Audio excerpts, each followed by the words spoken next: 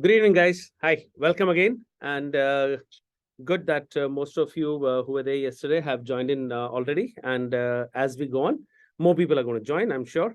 And uh, I hope all of you have been reading about all the basics which we have been discussing. Yesterday it was a good long discussion we had about gynecology. Today we'll be discussing about obstetrics. And without much more waste of time, I think I'll get into the subject right away because the pep talk has happened yesterday. We'll do a winding up after this topic, after this discussion on obstetrics, and we'll probably be meeting across some other discussion again before the exams. So there'll be a lot of time for sorting out our doubts. So don't feel that this is the last time we're meeting. We'll have enough time. And if you have some doubts, then you must send across to me on my email. And I'll see them. I'll obviously see them before I come for the class. So do send them across. And it'll be great if we can discuss even more in the session which is going to come up after this session, that is, in the next few days. Right. So we'll start the images in obstetrics, guys. Welcome again. So this was that image which we discussed yesterday, and it is part of obstetrics. And just to remind you once more, this is a normal image, and the first sign of compromise. First sign of compromise is a diastolic notch. Now that is not shown here in this picture, so I'm going to draw it for you, something like this. A diastolic notch will come. So when this is the diastole, all right, this is the systole here, this is the systole, and in the diastole, if there's a notching, diastolic notching is the first sign of compromise to the flow towards the fetus. And yes, this is the option B. This is the absent diastolic flow, and that is severe compromise. And C is a reversal of flow. So when there is reversal of flow, then we say that the baby is about to die, imminent death. So I just thought that since it was discussed in gynae yesterday, I'll do a quick revision of this one. So let's move on and see something else. And now what is this incision on the abdomen? Okay. If you see my hand, I'm standing on the right of the patient. There's an incision, and this incision is in the abdomen. So what is this incision known as? What is the name of this incision? Come, guys. Let's see what you're answering. Okay, chat.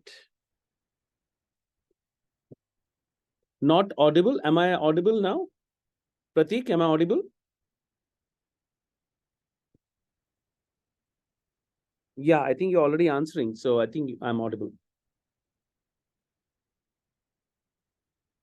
Yeah, it is, of course, if it's a obstetrician asking you, then you will say it is an LSES scar.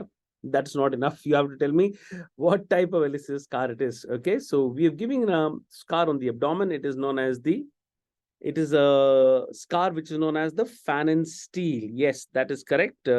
Somebody actually wrote it. Okay, the Fannin stele. Now, when we talk about the incision on the uterus, that is different from the incision on the abdomen. All right, do not get confused. When we talk about the incision on the uterus, that is the uterine incision, which is after the abdominal incision. So please, we'll be showing you some video about the cesarean later on also. So abdominal incision is only of cosmetic importance. So when we give a incision like this, see, when we give a abdominal incision, this is the umbilicus here, and this is the pubic symphysis here somewhere, and this is the Fannin stele incision. So this incision, if a woman wears a a short or undergarment, and this incision will be hidden by that undergarment. So that's why it's more cosmetically more appealing to the lady. I mean, if she's, let's say, going on the beach and she's wearing a bikini, then this is why it was called a bikini incision. It is still called the bikini incision or the Fannin stele incision. It is of cosmetic importance. However, you can also open the abdomen in a vertical incision like this. So abdominal incision and the uterine incisions, we are discussing only of the abdominal incision. So transverse incision on the abdomen is known as a Fannin stele. Now, when we talk about the incision on the uterus, there you should not get confused. This is the uterus, and I have to deliver the baby. This is the cervix here somewhere. The lower segment has formed rather, so I should not draw it like that. It is like this. Now, when I have to take the baby out of the uterus. What is the incision on the uterus? That incision is again a transverse incision like this. This is known as a Kerr's incision. Kerr's incision. All right. So we give a lower segment cesarean section. Now that LSCS, lower segment cesarean section, is this scar on the uterus. So do not get confused between the uterine scar and the abdominal scar. So when I give a lower segment cesarean section, LSCS, Kerr's incision is the most common one. However, I can also give a vertical incision here, but that can extend into the upper segment, so we are not very fond of it. I've never given it beyond my post-graduation time, because that time we were learning the incision, so my boss made me give one low vertical incision, and it did extend into the upper segment. Fortunately, this was a second cesarean for a lady, so he allowed me the incision, and she didn't want to have more pregnancy, so I was safe that way. And I remember that lower vertical incisions, I've not seen it afterwards after having just read about it. So lower segment cesarean section is a transverse incision, and it's in the lower segment. It is called the Kerr's incision. Now I've repeated it 3 times. Why do I give a lower segment incision? Anybody in the whole forum, tell me now. Come. That is the question which I was trying to come to. Why do I give a LSCS? Why don't I give a upper segment incision? What is the problem? Why don't I give a upper segment incision? Every time give a upper segment incision, and it's easier to do. When I have to give a lower segment incision, I have to reflect the bladder also. The bladder comes in the above the lower segment. I have to reflect it down. Yes. Why do I give a lower segment cesarean section? Anybody who wants to give me an answer? Fatafat.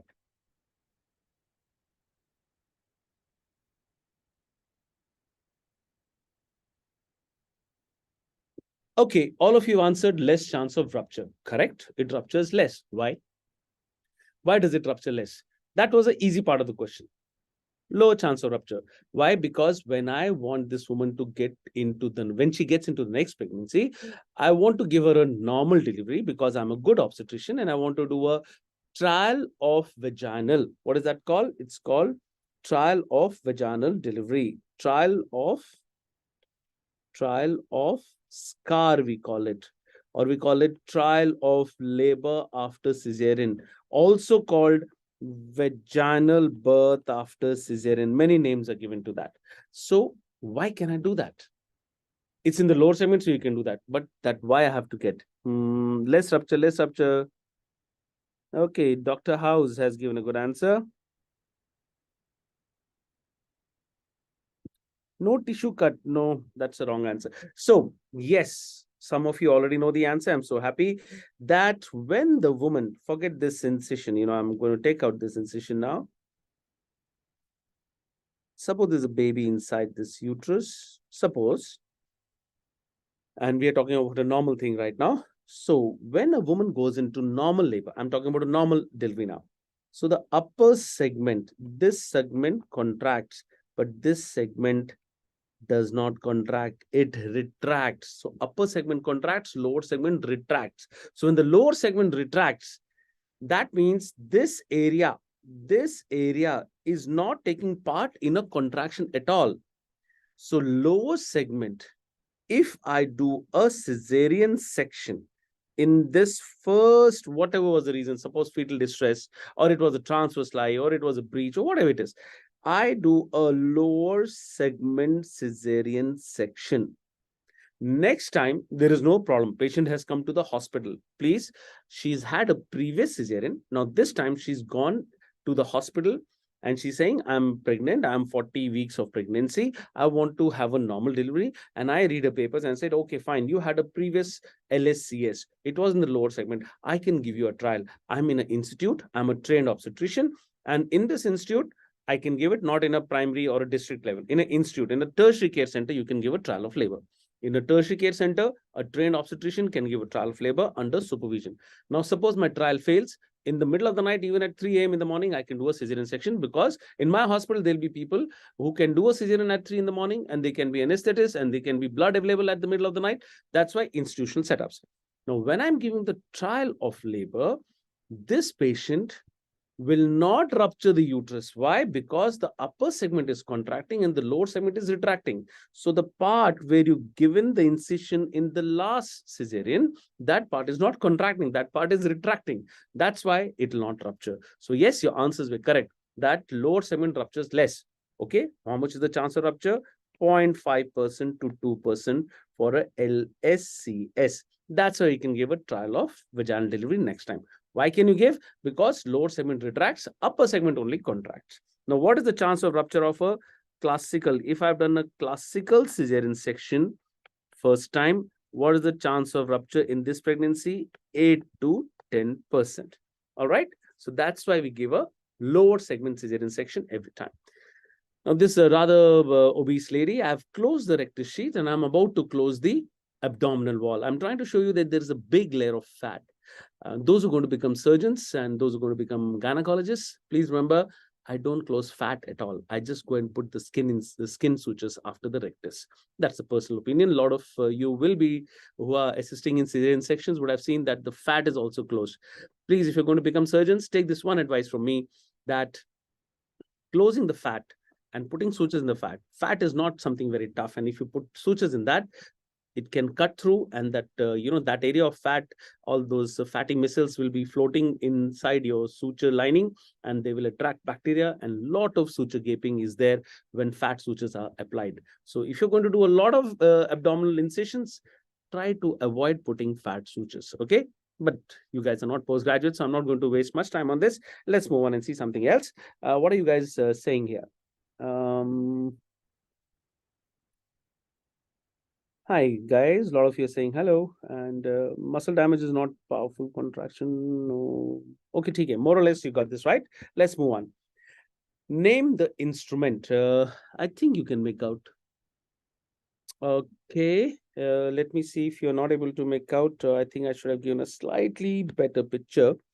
There are teeth here in this part. Let me try and show that there are teeth like this and there are teeth like this.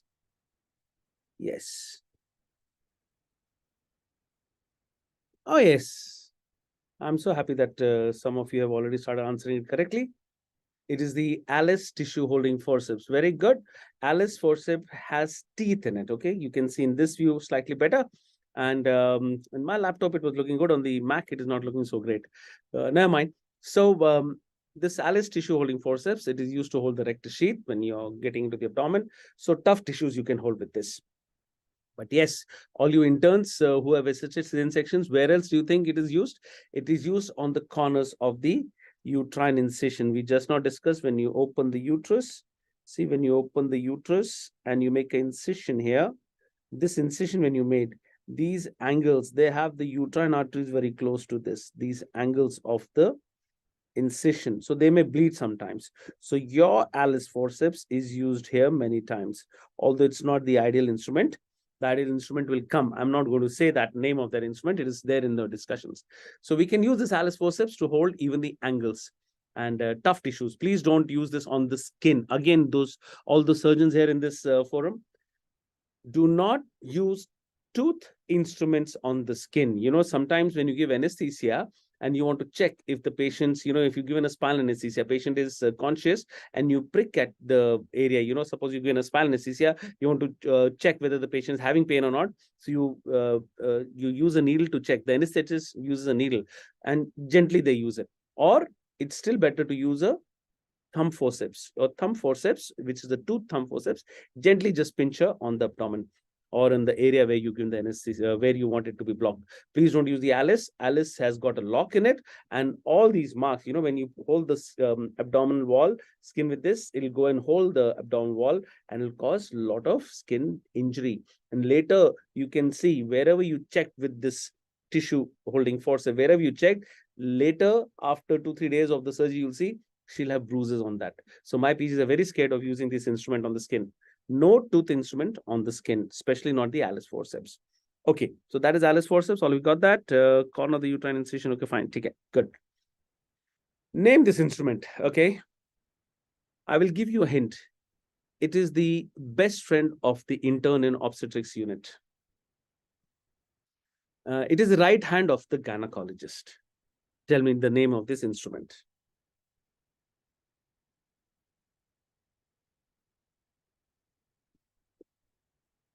All right, Doyne's retractor. This is the Doyne's retractor. No, it is not the Devers. Devers is like a flat instrument. Devers is used for deep pelvic surgeries. All right, no, this is not the Devers. This is the Doyne's. Okay, most of you got it correct. Now, Doyne's retractor is used. Now, you remember I was telling you that lower segment cesarean section, why do we do? So let me try and show you in some pictures here. So if you see the abdomen, this is the lower segment like this. This is the vagina here. And the bladder comes on top of this like this. Now, this is the anterior abdominal wall, this is the posterior abdominal wall, and this is the umbilicus. So when I make an incision here, next I have to go and make an incision here on the lower segment. So when I have to make an incision on the lower segment, I must retract the bladder. I cannot make an incision on the lower segment if the bladder is here. So yes, I will have to make an abdominal incision here. See, I've made an incision in the abdomen here now. I've made an incision here. I've gone into the abdomen, and then I have to make an incision here. To make that incision, the bladder has to be retracted. So here, guys, this bladder is retracted by dissection. We push it down, and this bladder is held here. This bladder is held here by your favorite instrument known as the Doyne's retractor. This Doyne's retractor will pull the bladder down, and then I can make an incision here. To make an incision on the lower segment, you have to push the bladder down, and that is the work of the second assistant, or which is mostly an intern or a first year PG. And interns, I remember all of you used to be, putting this on the lower segment and applying the force against the pubic symphysis, and you'll be hanging for dear life with this instrument. All right. And after some time, you obviously lose interest in the surgery because you have to go back and write so many discharges. Right. So that is the Doyne's. I'll show you. This is the Doyne's. See the video. Oh, I don't know why the video got turned. So that's the Doyne's retractor, which is held. And let me just put the volume off. Yeah. So that's the Doyne's retractor, which is applied. And that Doyne's retractor is, a lot of hands are there. I think the video has stopped. Let me see if I can show that to you again. Yeah. That's the Doyne's retractor, if you can see. Okay. Now, the incision on this part of the abdomen, this is the one which we are discussing. When we're doing abdominal incision, then the uterine incision, the one which we discussed just now. Okay, now what is this instrument? I'm so sorry. This instrument is not looking so easily. This part I want you to concentrate. It is not having teeth like this. It is not having teeth. It has got serrations like this. Okay, I don't know if you can make this out. Is there another one? No. This only one picture is there. Okay, it's a little flat. It's not like this. It's not like this. It's a little flat. Okay. This is used in obstetrics. Okay, fine. I'll give you the hint. It is an obstetric, very important instrument. Another hint that I was telling you that I'm going to tell you about this. I told you in the beginning. Hemostatic. No, this is correct. Dr. Lulu and Donald have got it correct. This is indeed the green Armitage. Green Armitage. Okay, green Armitage forceps. This is used for holding the angles. This is the right instrument to hold the angles of the uterine incision. Okay, so this is, you'll see this. Yeah, this is all right. This is slightly narrow. Now we made an incision. See the placement of the Doyne's. Can you see this placement of the Doyne's? Now this is the green Armitage, and the green Armitage is now used to hold the angles. See here the angles. These angles are being held. The other angle is here. They're the angles. So these angles are held by the green Armitage. You can see this is the green Armitage here, and this is the angles of the uterus. So green Armitage is the name of the gynecologist surgeon who had coined this, who had made this instrument and coined the name. Green Armitage is the name of the, it's not Green Army or something like that. It's the Green Armitage was the name of the gentleman, the gynecologist. He worked in British India. And then, of course, he was the head of the Royal College of Obs and Gynae after independence when he went back to London. So green Armitage, correct. That's the correct instrument. Let's see. Now, let's get into some theory. Now, in this picture, I am discussing the etiology, the pathogenesis of preeclampsia. I'm trying to show you that the blood vessel formation in normal pregnancy and in PIH. In PIH, there is endothelial dysfunction. In endothelial dysfunction, what happens? That all this vascular endothelial growth factor, transforming growth factor, and the placental growth factor, all of these binds to these receptors here. And these vasogenic, angiogenic receptors. So placental growth factor, vascular endothelial growth factor, transforming growth factor, all of these will bind to these other receptors which I have marked with the white arrows. And these are angiogenic influences. And this is normal to happen in a pregnancy. With these influences, the blood vessels in pregnancy in the placenta, the blood vessels in placenta will be dilated.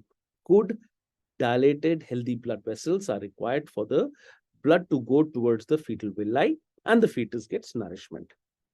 So this is what is normal, okay? Normal. What happens in PIH or in preeclampsia? All of you know there is endothelial dysfunction which causes a vasospasm. So vasospasm is the main etiology of preeclampsia. How it happens?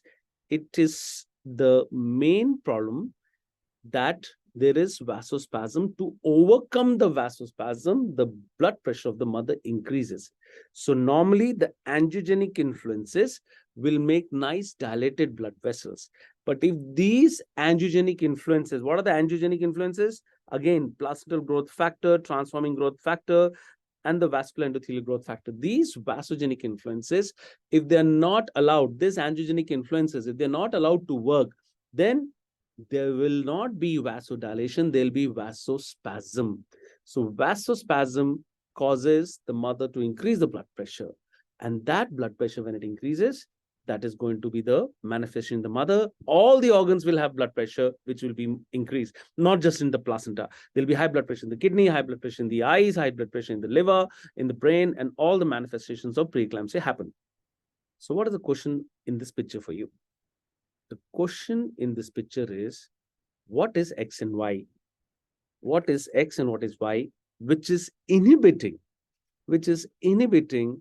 the binding of transforming growth factor with these mediators and inhibiting the vascular endothelial growth factor to bind with these mediators. What is X and what is Y?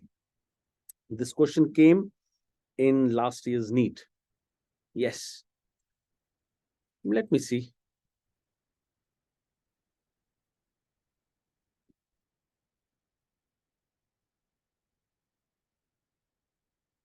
Okay. So nobody thought that this is going to come again in the exam, so nobody's read about it. So yes, once again, if you see on the left side of the screen, you have the placental growth factor, vascular endothelial growth factor, and the transforming growth factor. They will bind to these mediators, which a lot of short forms are there. And these mediators will cause vasodilation. Now, if this transforming growth factor, vascular endothelial growth factor is not allowed to bind, then it is going to cause inhibition of this vasodilating influences. So they're going to be vasospasm. So what are these influences? So X is soluble endoglin and Y is soluble FMS like tyrosine kinase.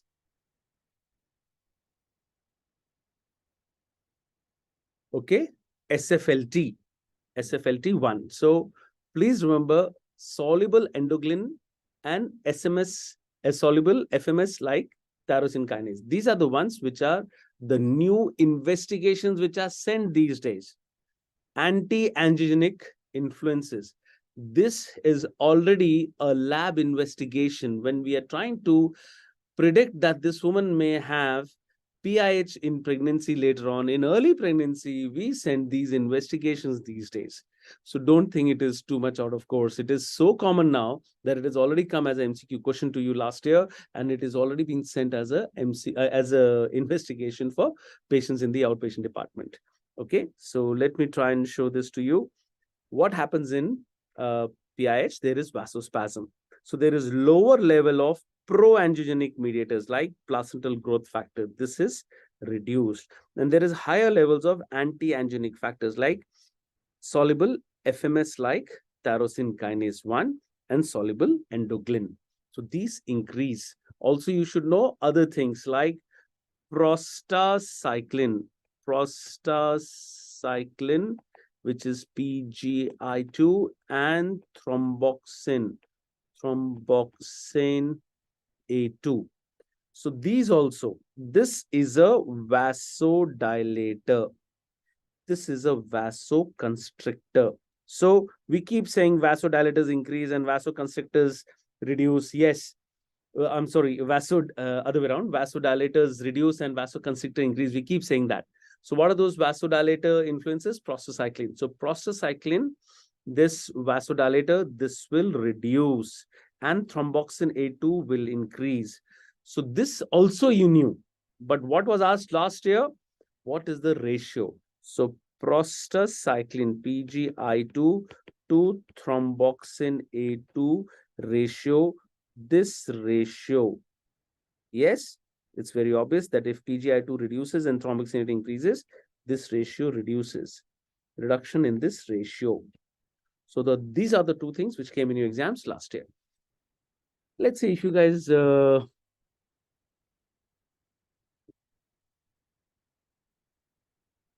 right, not many comments. So I guess that's good information that please, it is there in Williams, so it is going to come in exams. That's how it is. It is very much there. It is nicely explained in the book. And those who have the books, or you can refer to your library books and go ahead and have a look at this. But anyway, we have discussed this in the NEET 2022 question paper, which is available free on the PrepLadder forum on the YouTube. Please go ahead and I've discussed this even there. So don't worry too much if you've not read about it. Just go ahead and see the questions. Like I told you last time, that please revise with the teachers whom you've been taking your classes from, and go ahead and see this information in the NEET 22 exam, and you'll get the answers. You'll get the once again revision of this. Okay, let's move on and see something else.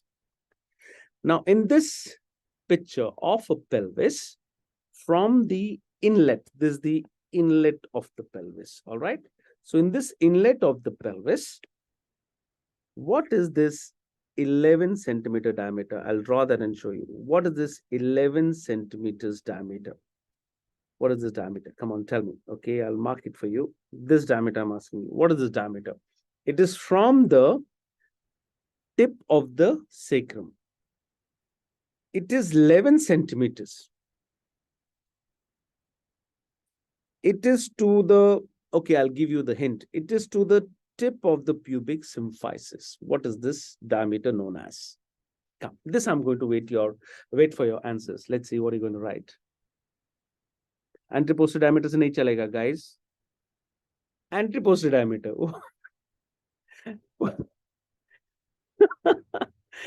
Very nice answers, guys. Anteroposterior diameter. Come on, guys. You have to tell me the name of this diameter. Yes, somebody has come out. Ramana and Gauri have come out with the right answer.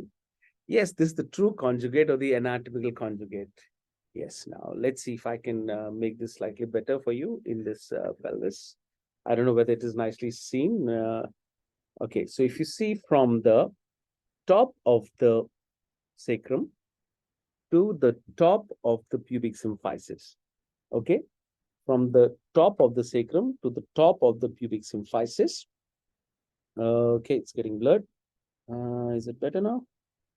Yeah, it's better here.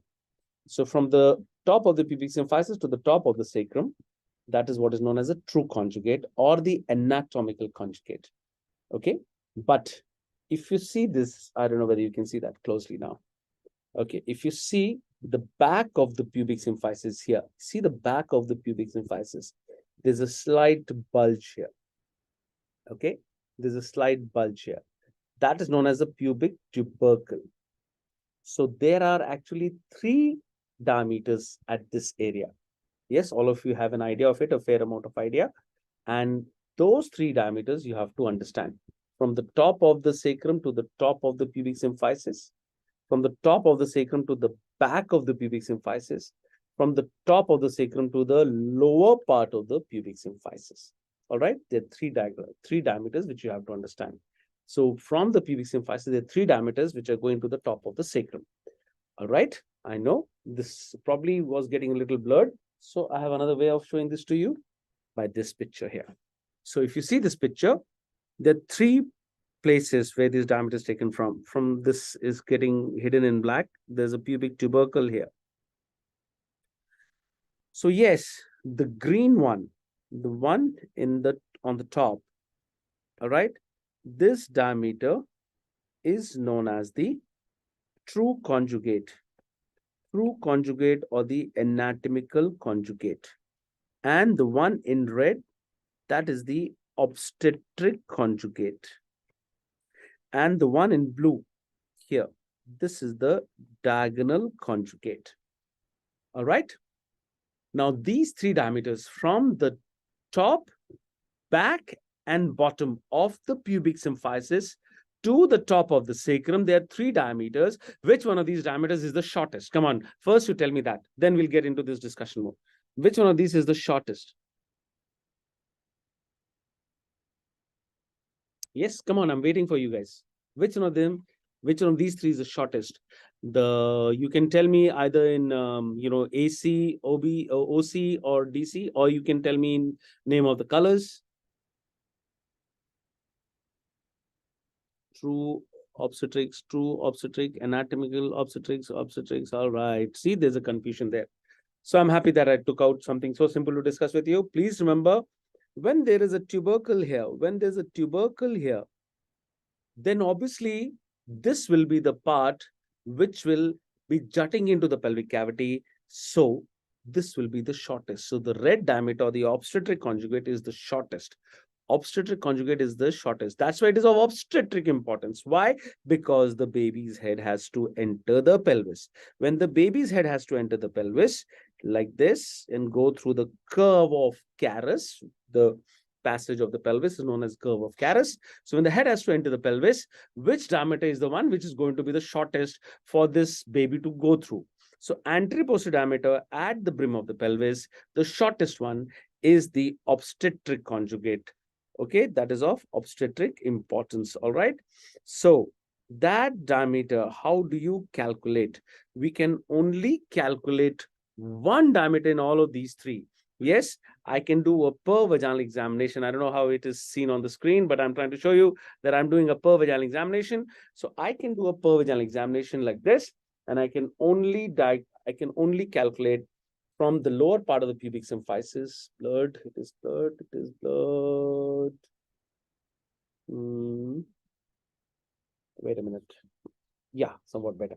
So I can only put my fingers here and go and feel the pubic from the sacral promontory here. So from below the pubic symphysis to the tip of the sacrum. So this is the only diameter which I can measure. See, can you make out now? This is the diagonal conjugate which I can measure. So I can only measure the diagonal conjugate in the outpatient department. So the diagonal conjugate which I can measure, this diagonal conjugate is roughly 12 centimeters. Now, the green one, the true conjugate or the anatomical conjugate is diagonal conjugate minus 1 centimeter mostly, and that is 11 centimeters. So that's what we started the discussion. See, this is that 11 centimeters. Okay. Now, this diagonal conjugate minus 1 centimeter is the 11 centimeters, and that is what is known as the true conjugate or the anatomical conjugate. And the red one, that is the obstetric conjugate, and that is diagonal conjugate minus 2 centimeters, and that is equal to 10 centimeters. That is 10 centimeters. Okay, So this video is already recorded and it is there on the YouTube. You can see this. I mean, we are discussing right now live, but it is available. Yesterday, somebody was asking me that, so all those annotations you want. Unfortunately, I'm not able to save this every time I do some tricks, and I have lost all of that written material, but it's there on the YouTube. So whenever you have time, please go through and see these annotations once more. So diagonal conjugate minus 2 centimeters is the obstetric conjugate. It is 10 centimeters. So the fetus which has to go into the pelvis has to go in this pelvis, the narrowest diameter. Okay, I'll have to take this out, guys, and I have to write more again. See this. If this fetus has to go into the pelvis, this diagonal conjugate is 10 centimeters. So when the head of the baby is trying to enter the pelvis, the anterior posterior diameter of the head of the baby has to be less than 9.5. Sorry, I'm giving away the answer already. Less than 10 centimeters. Simple logic. Look, the narrowest diameter, anterior posterior diameter of the pelvis, which is going to accommodate the fetal head, is 10 centimeters, the diagonal conjugate. So obviously the head, the part of the head which is entering the pelvis, has to be smaller than this diameter. So what is the diameter of engagement? What is the diameter of engagement on the fetal head most of the times? So we know the head of the baby is flexed, and this flexed head enters the pelvis. Yeah, this flexed head will enter the pelvis. So what is the diameter which is going to engage the pelvis in this obstetric conjugate? All right. So if you see this diameter has to be lesser than that diameter. See, there's also mention about the sacrocordyloid diameter. We'll come to that later. Right now, plain understanding, suboccipito to bregma, suboccipito bregmatic, suboccipito bregmatic. That is the diameter. This diameter, okay, suboccipito bregmatic. This will engage into these diameters. So yes, suboccipito bregmatic, suboccipitobregmatic. This diameter is 9.5 centimeters. Like I said, I already gave the answer. So suboccipitobregmatic is 9.5, and it can enter into this pelvis and engage easily because the anteroposterior diameter is 10 centimeters, because that's the shortest diameter of the engagement when the head is getting into the pelvis. Obstetric conjugate. That's why it is of obstetric importance. All right, guys. So very simple how the head engages. When the head has to go into the pelvis, the anteroposterior diameter should be the least. So the head is flexed, and the diameter which is engaging this pelvis, it is suboccipitobregmatic, that is 9.5. All right, good. So let's see one more thing. What do you mean by engagement? What do you mean by engagement? When you say this head is engaged, when if you divide this head into 5 parts, it's called the rule of 5. So there are 5 parts. So when more than 3 parts, 3 or more parts of the head, if this much of the head, this, and this, if this goes inside and only 2/5 stays outside, okay? So when less than equal to 2/5 head is palpable per abdomen. When less than 2/5 head is palpable per abdomen, that is a engaged head. So in this picture, the one which I'm showing you on the screen, this is obviously not engaged. Only 1/5 is trying to enter. So when 3 parts of the head are inside and 2 parts are outside, then that head is said to be engaged. All right. So, okay. Fine. I'm trying to just give you some information now. The anatomical landmark bregma is seen at the junction of which of these sutures? Simple MCQ. You should know what is a bregma. Just now we discussed about suboccipitobregmatic, isn't it? So what do you mean by the, just a minute. Yes. What is the area where the bregma is seen, what sutures will cross? So coronal and sagittal sutures, frontal with the nasal bone, lambdoid with the sagittal sutures, or the parietal bones? So actually simple question. If you've seen the fetal head once, you will know, yes, the sagittal suture and the coronal suture. This is the sagittal suture. This is the coronal suture. And at this place, this is known as the bregma. But this is also the place where you see the anterior fontanelle. So that's why if you see this, they've written anterior fontanelle or the bregma. So that's the place where the sutures will come in cross the sagittal and the coronal suture. All right, guys. So I'm sure you got it correct, most of you. Okay. Now in this pelvis, okay, in this outlet of the pelvis, so what you're seeing on the screen is something like this. In this outlet of the pelvis, please tell me the name of this diameter. Okay, please tell me the name of that diameter. Once again, I'll show you here, from here to here, from here to here. This diameter, I want you to tell me what's the name of this diameter and how much it is. Okay, fine.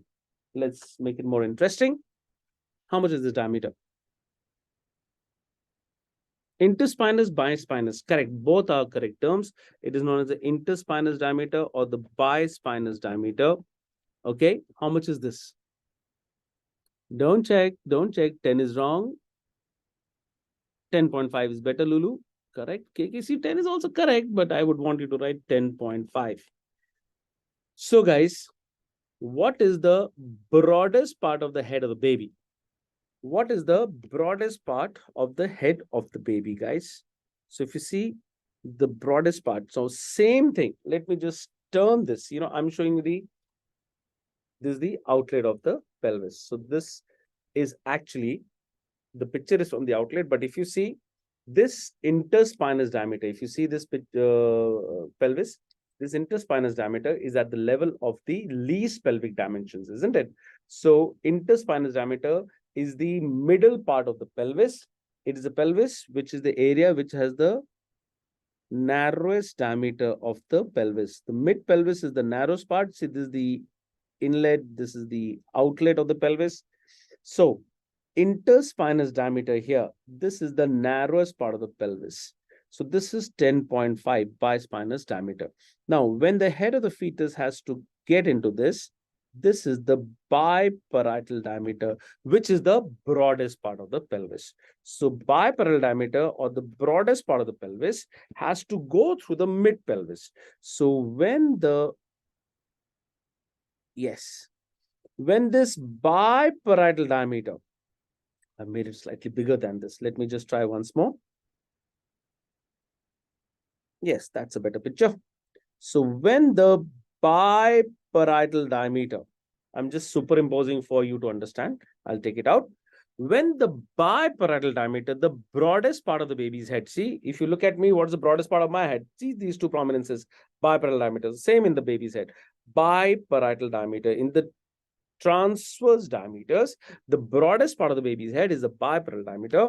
So when the biparietal diameter, which is 9.5, goes through the bispinous diameter or the interspinous diameter, which is 10.5, is it possible or not? Yes, it is very much possible, because the biparietal diameter is lesser and the bispinous diameter is more. So any baby with a head of 9.5 go through any pelvis which bispinous diameter is 10.5, isn't it? So when the head of the baby goes through this diameter, then the station of the head is +2 station. +2 station. Somebody was saying that, tell about the stations also. So there are 5 stations, +3, +4, +5.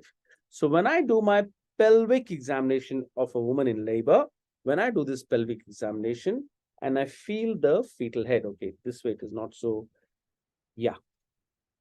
When I do a pelvic examination and I feel this ischial spines, at this level, if I feel the head, then it is 0 station. But if it is 2 centimeters below that, it is +2 station. So when the head is at +2 station, the occiput, when the lowest part, see, when this head, okay, when this head, this is at +2, see the biparallel diameter will be little higher. So when the occiput is at +2, see the broadest diameter, the biparallel diameter, that will be a little higher. So when the occiput, the lowest part of the head, the denominator of the head is at +2 station, then the biparallel diameter is at 0 station. And we know that the narrowest part of the fetal head, I'm so sorry, now we know that the broadest part of the fetal head is going through the narrowest part of the pelvis. Once more, when the lowest part of the fetal head, the occiput, is at +2 station, then we know that the broadest part of the fetal head, that is the biparallel diameter, is going through the narrowest part of the female's pelvis, the mid pelvis, which is 10.5. So when it is +2, so at +2 and below, we know when I do a PVNC that the head is at +2, then I know the chance of delivery is very good because the broadest part of the baby has already gone through the narrowest part of the pelvis. After +2, it's a very rare day, when it is going to snow in June in Delhi, that kind of rarity that I'm going to do a cesarean section. So after +2, I'm going to be very sure that she's going to have a normal vaginal delivery. Okay, so +2 and below, it is a high chance of normal vaginal delivery, best chance. So that is why in modern obstetrics, +2 and below, in modern obstetrics, +2 and below is the station beyond which you can do forceps and vacuum. So many things I'm trying to tell you in this one picture of the outlet. So when you see, when you see the +2 station has been reached by the fetal head, then the chance of delivery is very good. We know the broadest part of the baby has gone to the narrowest part of the pelvis. That means the chance of delivery is good. And if there is a requirement of forceps at this time, suppose there's a fetal distress and you want to put, or the mother is not able to push, okay, power, passage, and passenger, there are many indications, right? So at that time, at +2 and below, your forceps and vacuum should be put in modern obstetrics. Okay, so let's see what all you guys have responded to me regarding this part. 9.5, 9.5, 14 station.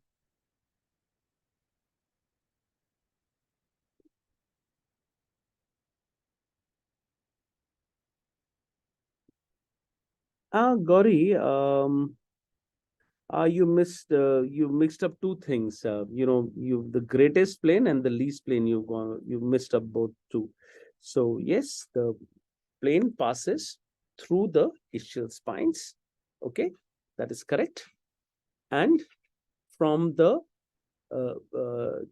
this ischial spines is the narrowest part of the pelvis, and if the delivery has to happen, then the head the broadest part has to go through this mid pelvis.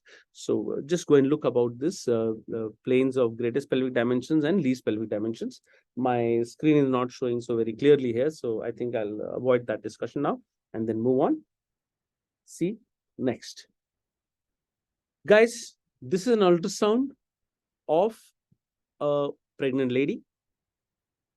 You can see in all these 4 pictures that this one is showing the head and this one is showing the limbs, and this is part of the side of this is the back and this is the lower segment somewhere. Yes. So in all this, we are having a measurement. See this line here. We are all measuring something. The vertical distance of something is being measured in this picture. What am I measuring in this picture? Yes. What am I doing here?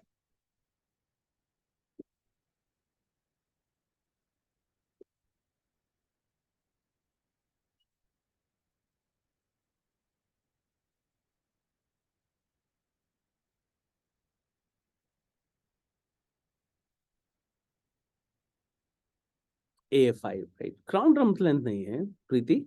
We are trying to measure. See, we are not, none of these measurements are none of these measurements are in relation to the fetal head or the fetus. Okay, so this is the hypoechoic area, you know, the area which you're measuring here. This, see, there is nothing here. There's nothing here. Hypoechoic. Hypoechoic areas is mostly meaning that there is water there, the amniotic fluid. So yes, the vertical depth of 4 pockets are being measured. So these 4 pockets, when you add them together, these 4 pockets, when you add them together, you get the amniotic fluid index. So yes, this is the amniotic fluid index, and the arithmetic sum of these 4 is known as the AFI. So that's correct. AFI is amniotic fluid index. Normal index is 10 to 15, and less than 5, less than equal to 5 is oligoamnios, and more than equal to 25 is polyhydramnios. All right, in absolute amount, if it is less than 500, and if it is more than 2000. And in single pocket, any pocket less than equal to 2 centimeters and any pocket more than equal to 8 centimeters is polyhydramnios.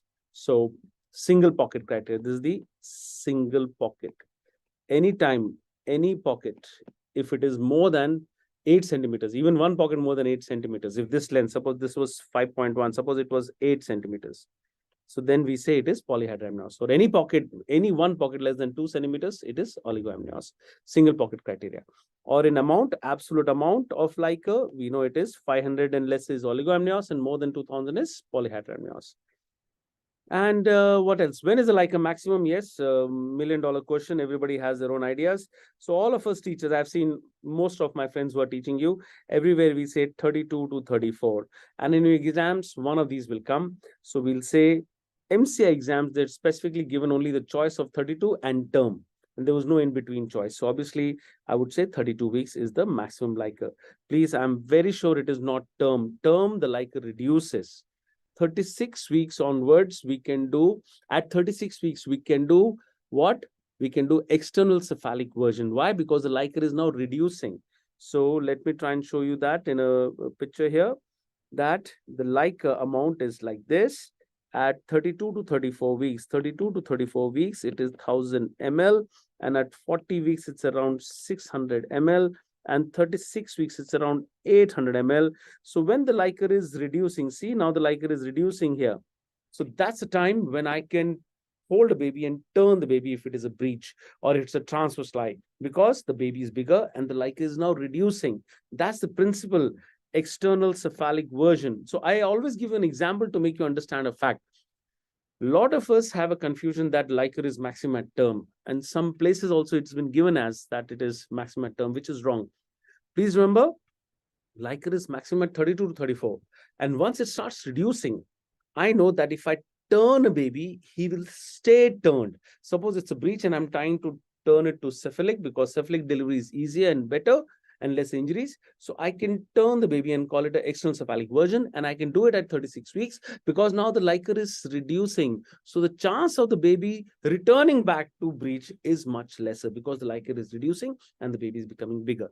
So with this example, at least you understand that only because at 36 weeks, the LICA is lesser than 32, 34 weeks. That's why we do the external cephalic version at this time, because it should not fail. So if you remember this logic, you'll never have a doubt when is the LICA maximum. So for all your MCQs, for whichever guides and whichever forums you're reading, let's read by example. And the example is that external cephalic version is done at 36 weeks. That's why we will remember that the LICA is now reducing. Okay. Anyway, you cannot do external cephalic version at term also, because at term the LICA is rest and the uterus is irritable. So when you start to move the baby, it'll go into a contraction. So you will not be able to do it. Okay. So we don't do it at term. We do it only at 36 to 37 weeks. So 36 weeks for a primigravida. These are the recommendations. These are the accepted times. 37 for a multigravida is the time. So I've done a lot of external cephalic versions for breech presentations, and they are done under an ultrasound guidance, and you hold the baby and gently turn it by when somebody's holding the ultrasound for you and you're turning it. And once you finish turning, check the heart rate of the baby. There should not be any distress. So please Do it in the hospital under ultrasound guidance, and in a hospital where if there's a distress and suppose there's a very short cord and you turn the baby and the short cord pulled in the placenta, there's an abruption. So you can save a baby by doing an emergency cesarean section. All right. So that's why do exencephalic version only in a hospital setting. Don't do it in a primary care or a secondary or district level hospital. Okay. All right. So this picture is taken from the internet, and it is from Williams Obstetrics. Also, a very famous picture, which is of twins, which are of the same mother. This mother has delivered two babies, and they're twins. They are born together on the same day, within 15 minutes of each other. So, what kind of twinning is this? Yes.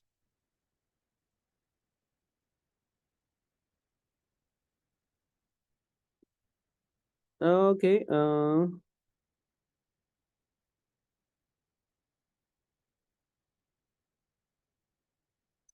I have a couple of questions.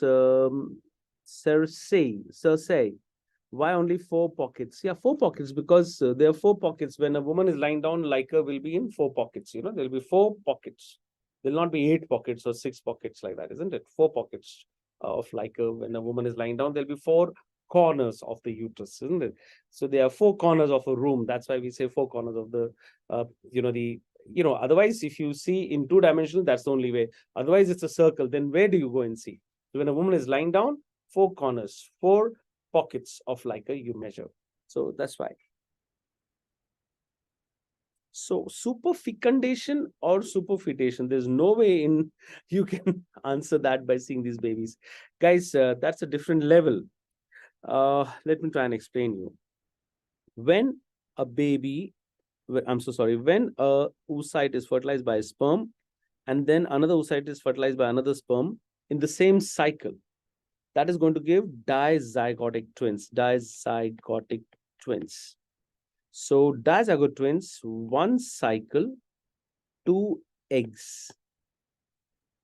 That is superfecundation. And then 2 cycles, 2 eggs. That is superfetation. What is the meaning of this superfetation? That this woman implanted an embryo this month. She ovulated and she implanted an embryo. Next month, in spite of being pregnant, she's pregnant and she ovulates in spite of being pregnant. There's some freak in a biology that there's some increase in the FSH, and one of the follicles in the ovary was in a pre-antral stage, and that responded to that high FSH, and it ovulated. And another act of intercourse at that, next month, another act of intercourse fertilized the second egg.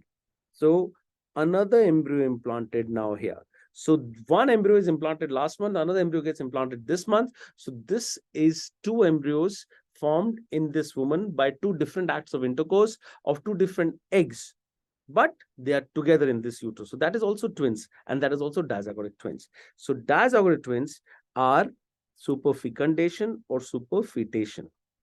All right, which is the most common one? Most common one is superfecundation, and superfetation is seen only in animals. So I will not even discuss the rare chances of seeing it in humans. So superfetation is seen in cows and buffaloes and goats and horses, not in humans. Now, what I'm asking you here is not superfetation or superfecundation.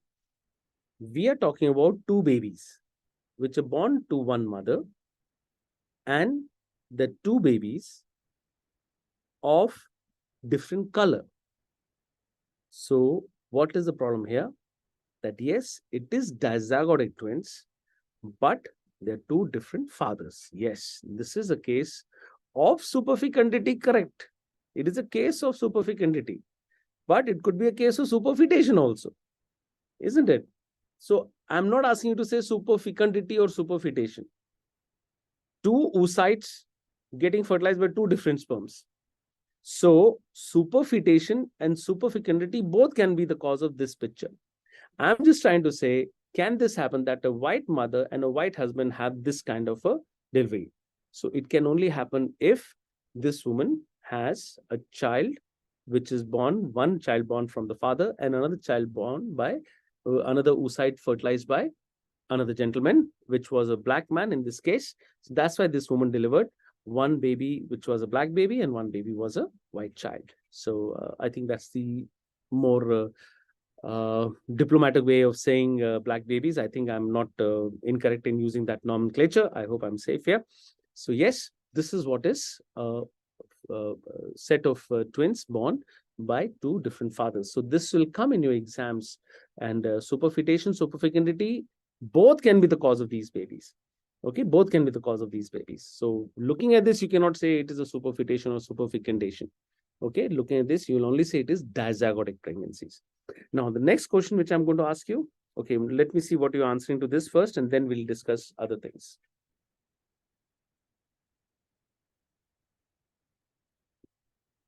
Superfecundation is the most common. Less than 1% I can easily say of superfetation. So dizygotic twins are always superfecundation. Okay, superfetation is not reported in humans. So you'll say more than 99% easily. It's a very easy answer to give, because whatever has been reported as superfetation is not been proven beyond doubt, because there is still doubt. Few cases which have been reported as superfetation are not definitely superfetation. So answer is correct there. And how many percentage of chance of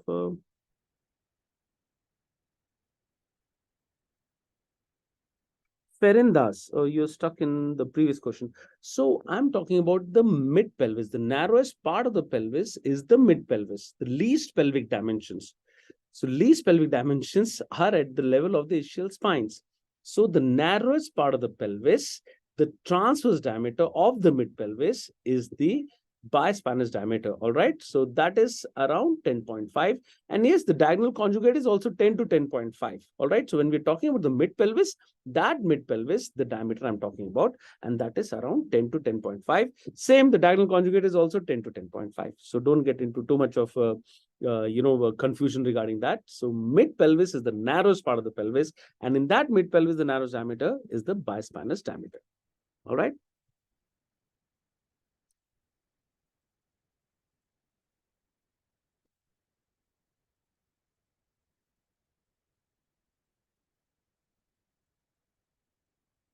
So Aman Dohani got that answer right. And okay, so I have some couple of more questions. So twins, the incidence of monozygotic twins is the one which comes in the exam. It is 1 in 250 pregnancies. Dizygotic is much more common. Dizygotic is 1 in 60 to 80 pregnancies. So monozygotic has come in exams, and monozygotic is the least common twin. These are the identical twins. So monozygotic are identical, and they are the ones. These monozygotic twins are identical, and dizygotic twins are the non-identical, and these are the ones which have they are known as the fraternal twins. And this monozygotic twins are identical twins, and monozygotic twins have more complications. You know, they can be vascular anastomosis between these twins if the division of the embryo happens after the first 3 days. So within the first 3 days, monozygotic also will be dichorionic and diamniotic. Dizygotic will always be dichorionic and diamniotic. Monozygotic after 3 days will become monochorionic. So when there is monochorionic pregnancy, there'll be sharing of the placenta, and when there is sharing of the placenta, there is sharing of blood, and that can cause twin-to-twin transfusion syndrome. It can cause twin reversal arterial perfusion and the anemia polycythemia sequence. So these many problems are peculiar to the monochorionic twins in the case of monozygotic twins. So monozygotic twins, if they divide before 3 days, you go back to the charts and see, monozygotic twins, if they divide before 3 days of embryonic life, they will also make dichorionic and diamniotic. But after 3 days, the placenta is shared. So there are more problems in monochorionic twins. So if it is monochorionic twin, please go ahead. If it is monochorionic, go ahead and do a cesarean section. We always say that. So let me just write what I told you. Dizygotic twins are always dichorionic, diamniotic, monozygotic,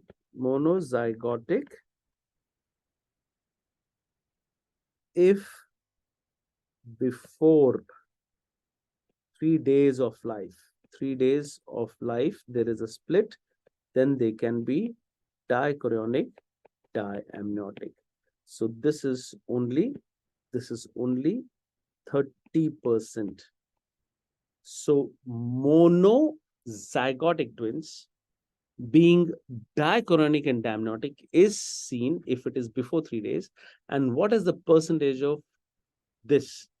What is the percentage of this happening? This is 30%. Okay, this is 30%. All right. And dichorionic, diamniotic. All right. Chalo, let's more. Any questions you've been asking me here?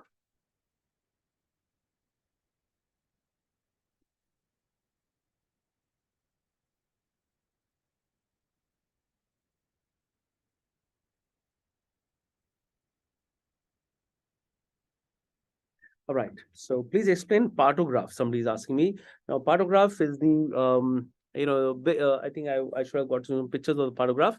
Please remember, partograph still starts at 4 centimeters. Please don't say 5 centimeters. I know WHO is saying 5 centimeters. American College is saying Williams Obstetrics, which is they're saying 6 centimeters. So which one are you going to follow? You're going to follow what is there by the government of India, and all the partograms in all the government hospitals are still at 4 centimeters. So there's a lot of discussion till that is cleared.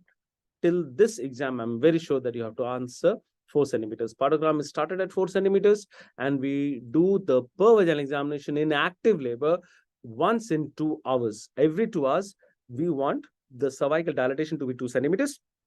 We want this head to come out 2 centimeters. So 1 centimeter per hour. 1 centimeter per hour. So 2 hours is 2 centimeters dilatation and 2 centimeters of descent of head.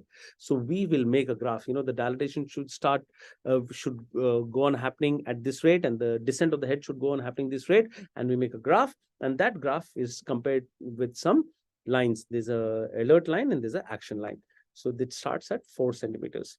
And active labor should not be more than upper limit is 10 to 12 hours. So active labor is generally around 4 to 6 hours in a multigravida and 6 to 8 hours in a primigravida. And if it is going much beyond that, then you should take some actions. Okay.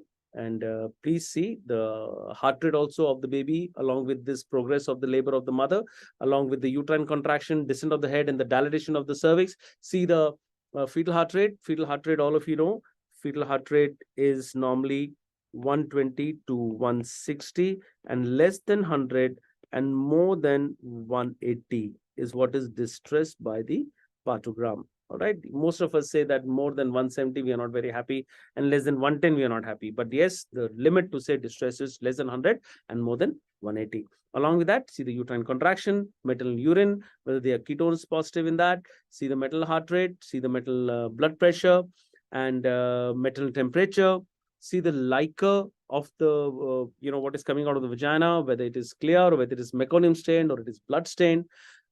But what we don't see the respiratory rate. That was one MCQ which came. What is not seen in a partogram? So respiratory rate of the mother is not seen. The fetal scalp blood pH is not mentioned in the partogram. So those are things which were mentioned in one exam long back. Okay. Chalo. So that is about this. Now, this is a non-stress test. A non-stress test, which is showing us a particular pattern. Can you tell me what type of non-stress test is this? Is it a normal NST? Is it a bad NST? So please do not confuse. You can give me the answer whenever you feel like, but please, NST is not equal to cardiotocography. Interns have a very bad habit, because the gynecologists have a very bad habit. Some postgraduates keep saying that, that do the CTG of that patient. She'll be in the OPD, do the CTG. Actually, cardiotocography is done in labor. Non-stress test is done in the antenatal time. They're two different things. Okay. So NST is not same as CTG. Now, what kind of non-stress test is this? Non-stress test I'm doing for this woman. What is it? So you see, this is the baseline. The baseline is around, I'm sorry if it is a little blurred, I'll write it is around 150. And with this, there was a movement here of the baby.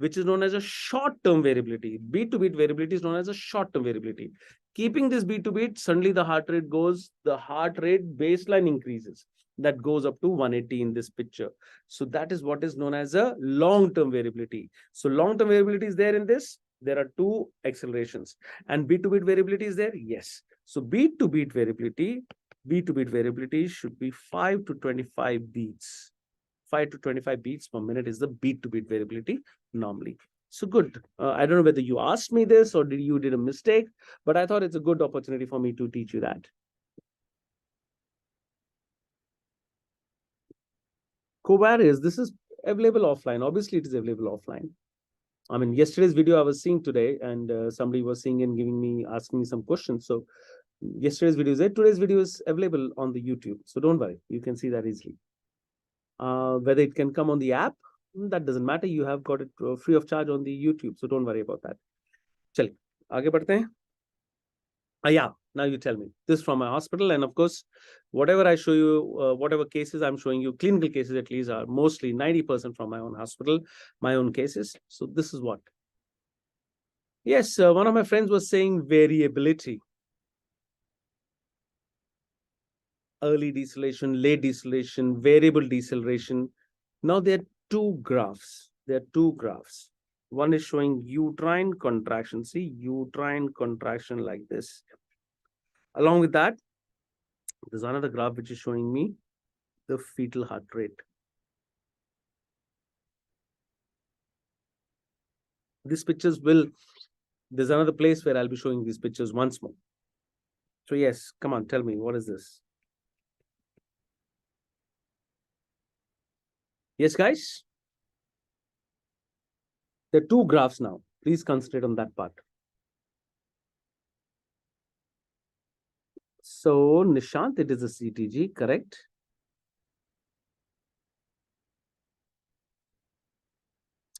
Meghavi is giving us a complete answer even with the explanation. Thank you so much. Great.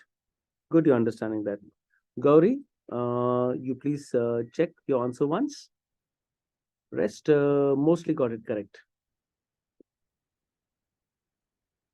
Okay, yes. See, this is the uterine contraction. So we don't call it uterine contraction, we call it tocography,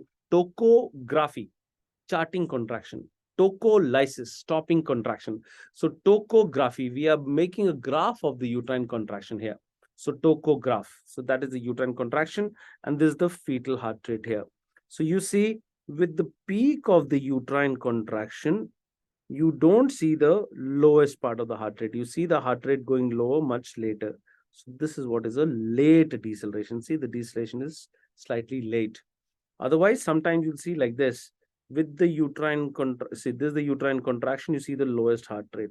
So if it is coinciding, then you see it's a early deceleration. So this is early, and the graph which I'm showing you, the main graph here, is the late deceleration. So late deceleration, yes, you're correct, Meghavi. That is, this is seen in placental insufficiency. It is not normal. Early deceleration is normal. It is because of head compression.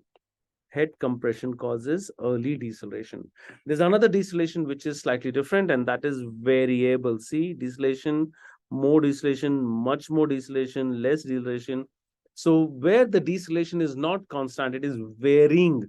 That is known as variable deceleration, and this is seen in umbilical cord compression. Umbilical cord compression. So, three decelerations, the ones which I'm trying to teach you here in this quick revision, that three decelerations are common. Of course, there are some other types, but remember these three commonly. In these three decelerations, head compression is the safest. Head compression or the early deceleration is the safest, and late deceleration is not safe. It is not normal, and variable deceleration is mostly safe. Mostly safe. So three things, three decelerations, and I told you that the early deceleration, head compression, is safest. And variable deceleration, because of umbilical cord compression, the variable deceleration, this is mostly safe. Now, out of all of these three, I've told you safe and not so safe and mostly safe. So late distillation is not safe, not normal. I've written it here.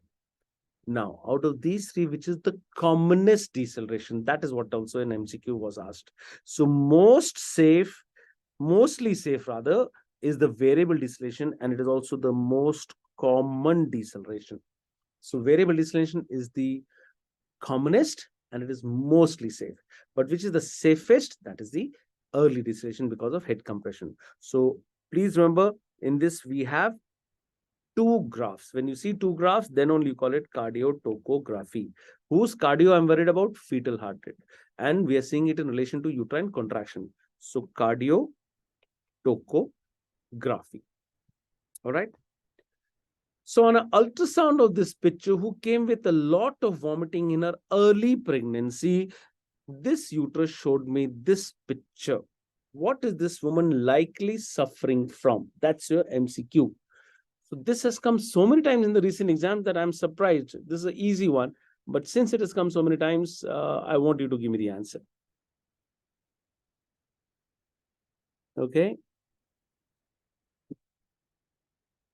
Okay, those who have answered have mostly got it correct. Yes, it is the molar pregnancy, and this is indeed the snowstorm appearance. I mean, if you, all of you, my friends who are the MCI students and those who have been in Russia and China, where it snows a lot in these cold countries, North China and Russia, you open your window and see on a dark night, it'll be snowing like this. So yes, it's, for my Indian friends, those who have not seen snowing, and not so much snow, I don't know whether you can correlate well, but this is what is a snowstorm appearance. And it is a very easy question, and it has come so many times in the recent exam. I thought that they just want to give you some marks straight away. That's why they give this question. Yes, this is a snowstorm appearance. Okay, so molar pregnancy, you should know complete mole and partial mole. Molar pregnancy, the partial mole is slightly safer, chance of choriocarcinoma is lesser, and complete mole, more chance. So which is the more commonly going to cause choriocarcinoma type of molar pregnancy? It is the complete mole, and the chance is around up to, they say 15 to 20 or up to 20% of cases. Complete mole can have choriocarcinoma. All right. Right. And read a little bit about P57 staining, because that is the immunohistochemistry, because in complete mole, it is the most common karyotype is 46XX, and both these X karyotype are from the father, or we call it paternal. So both these X chromosomes of a complete mole karyotype, complete mole, most common karyotype is 46XX, and both are paternal in origin. That's your MCQ. So when there is no maternal contribution in the formation of this complete mole, you will not see P57 immunohistochemistry. The P57 histochemistry is seen only when there is a maternal contribution. Okay, so that is one of the definitive ways of distinguishing. Ultrasound, you can distinguish complete mole and partial mole, because partial mole has a fetus, complete mole does not have it. But most of the time, this is not possible. On the ultrasound, diffuse degeneration of the villi in complete mole, partial degeneration of villi in partial mole.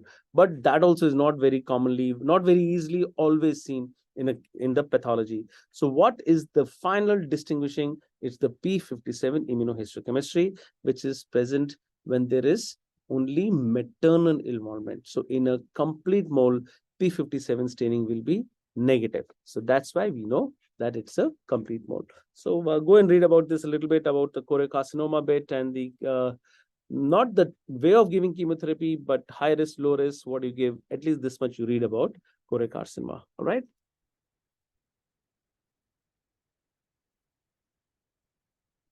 Correct. P57, you corrected correctly. Now, in this picture of a very famous blood vessel in obstetrics and gynecology, we are trying to ask you, what is the chance that this patient who has PPH, what is the chance, I'm so sorry, what is the site you're going to put a ligature? Yes. Let me give you three options. In a woman who's got PPH, where are you going to put a ligature? A,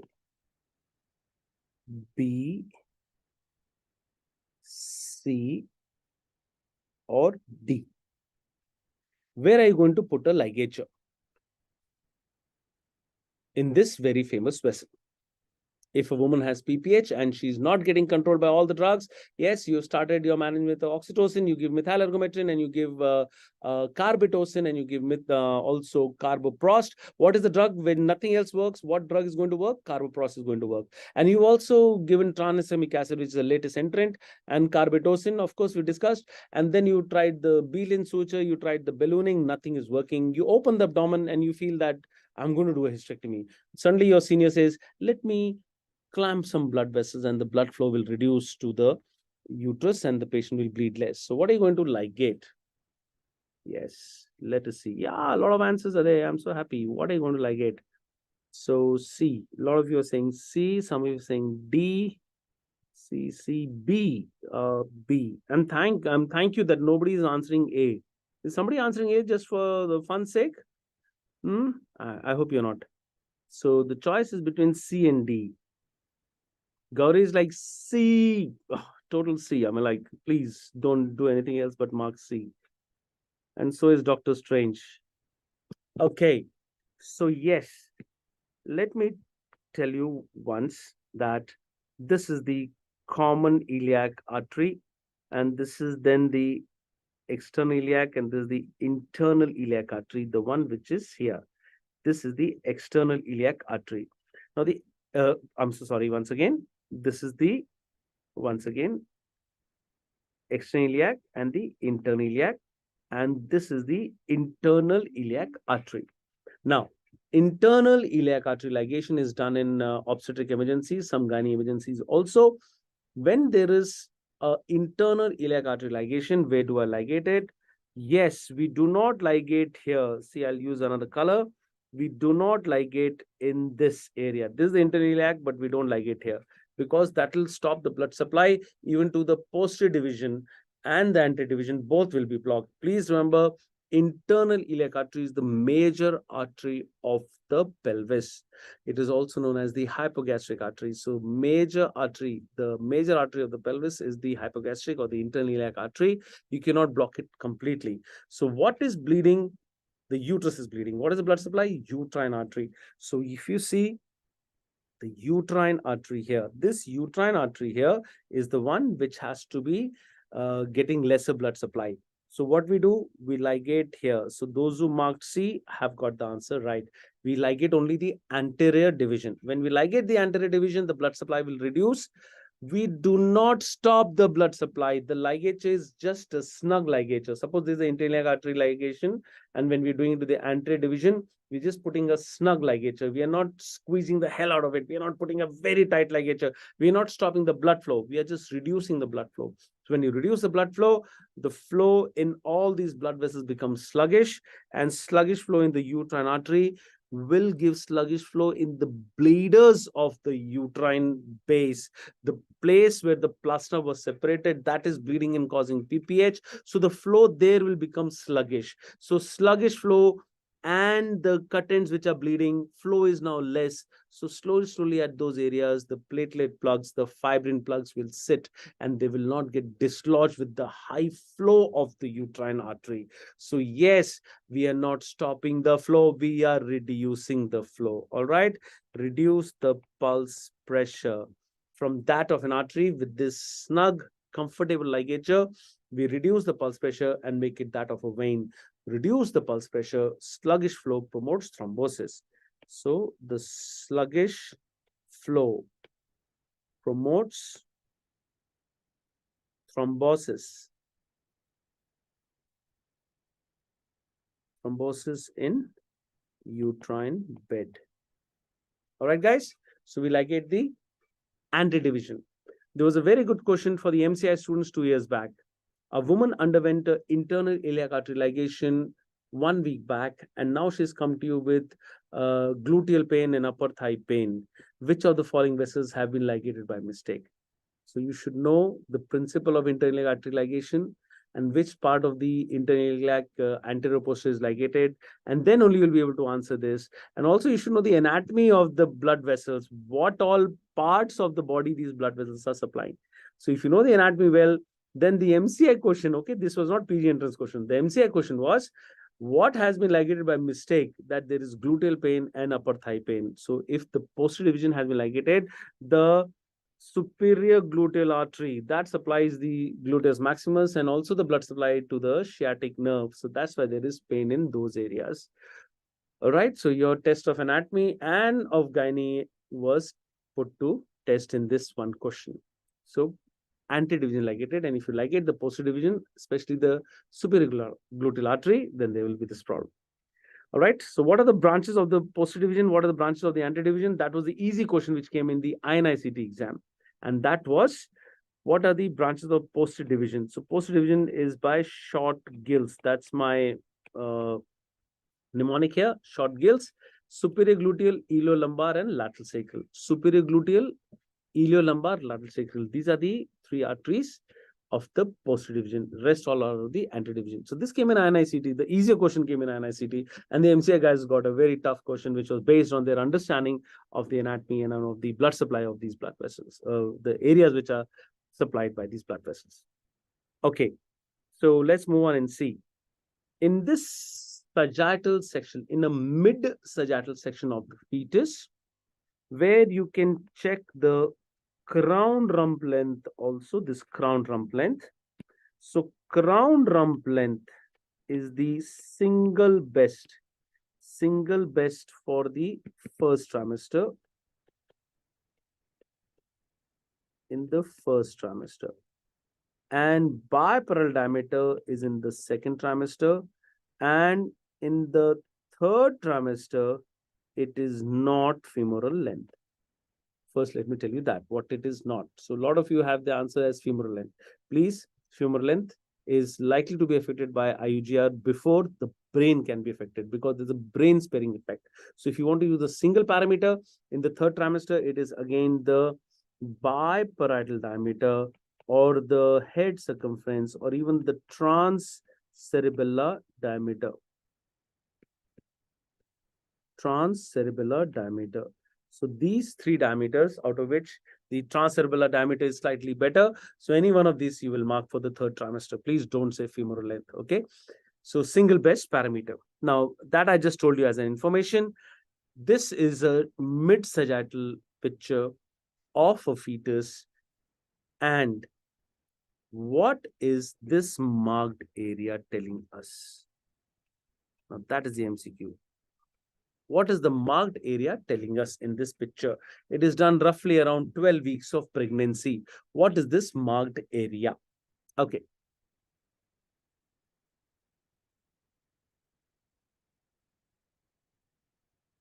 It is not anencephaly, my friend. Medico forever is made it Shubham Gills. All right, fine. I'm sure everybody is fond of Shubham Gill now.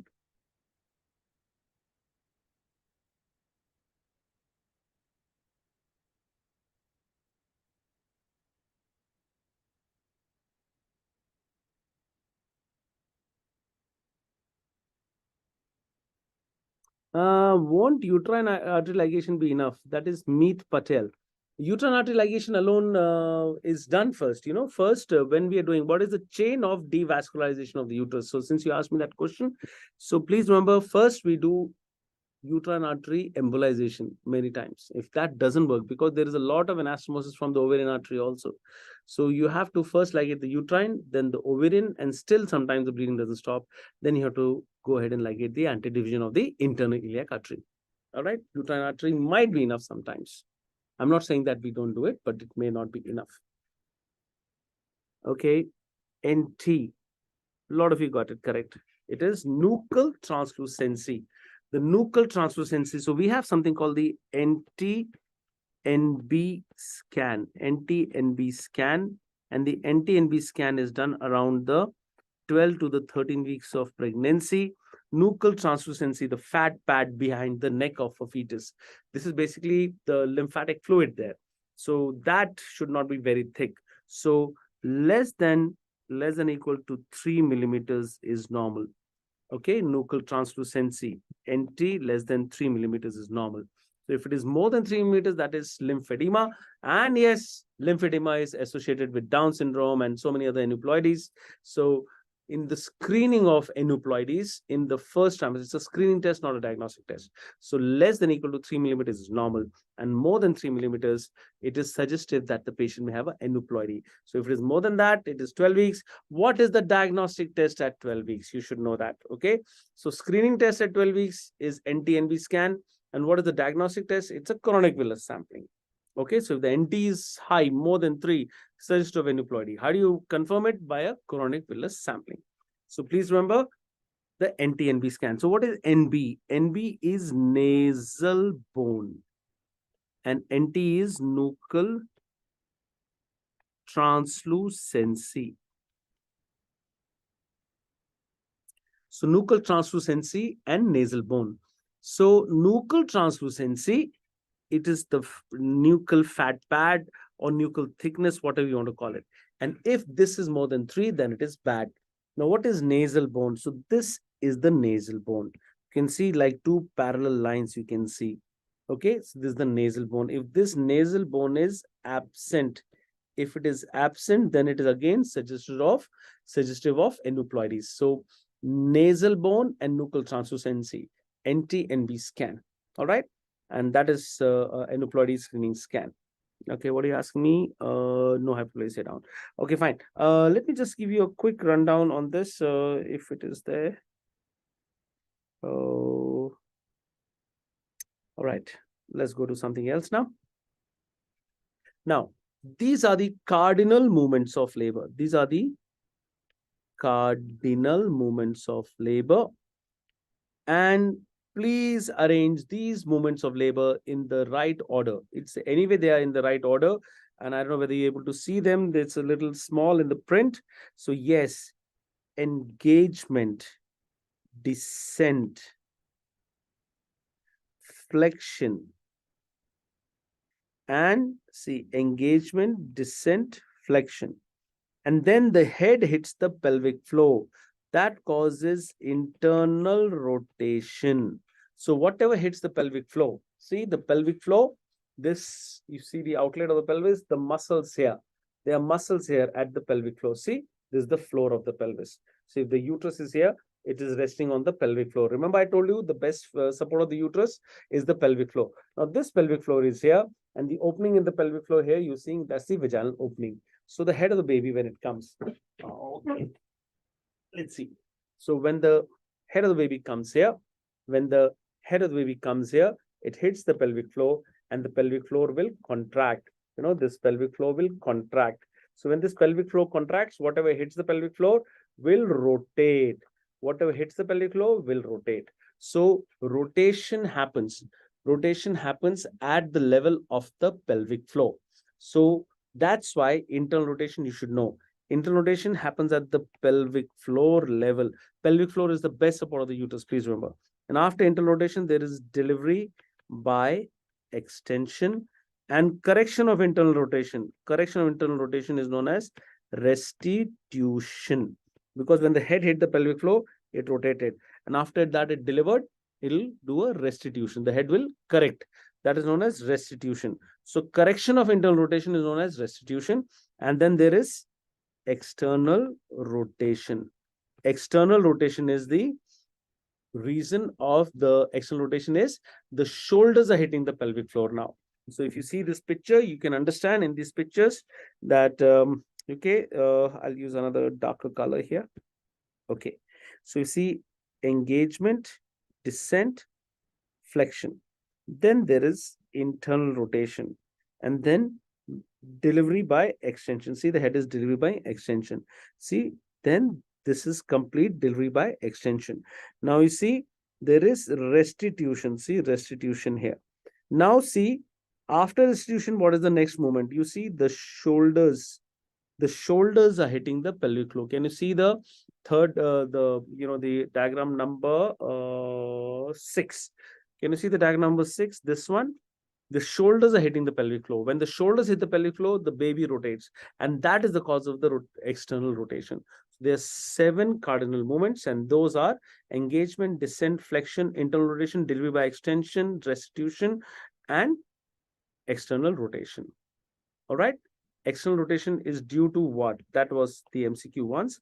It is due to the rotation of shoulder on pelvic floor. Rotation of the shoulder on the pelvic floor. All right. Now this is that picture which I want to show you. See here.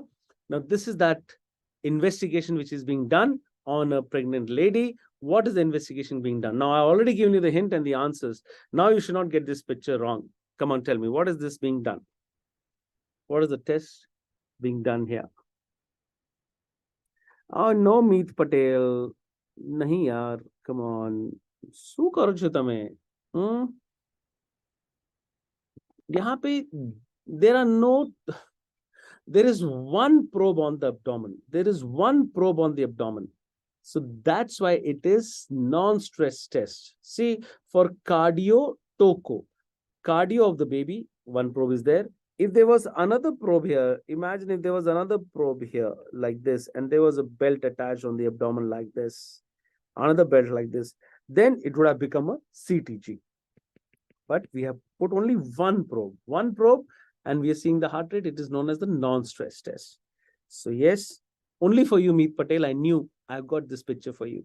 Okay, now there are 2 probes. See, there's one probe here and another probe here. Okay, guys. So when there are 2 probes, then this probe, this is taking the fetal heart rate here, and this is taking the uterine contractions here. So fetal heart rate and uterine contractions together, that is the cardiotocography, and the graph I've already shown you. Both these graphs, NST and cardiotocography, I showed you before. So this is why I wanted to correlate. I gave you some gap in between so that reinforcement within some time gives you slightly longer memorization. Okay. So yes, the lady in this maroon top, and this lady in this blue top. All right. The first one is the non-stress test, and the second one is the cardiotocography. Okay.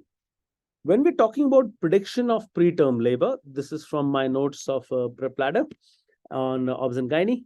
So when we're talking about prediction of preterm labor, you'll try and understand that there is sometimes funneling of the membranes into the cervix. Can you see? This is beginning of the funneling, making a Y shape. Can you see the red line here? Can you see the red line here? It's funneling into the cervix, making a Y. Then it has become a V-shaped funneling now. That is the next stage of funneling. And then the final stage of funneling before delivery, the U-shaped. So what are the MCQs which came? They'll give you these 4 pictures and ask you, which is the first sign of funneling? Y-shaped cervix. Which is the sign of funneling just before delivery? Then the last one, the U-shaped. All right. So this is the first sign, and this is the just before delivery. All right. U-shaped. Chalo. I just want to tell you by pictures.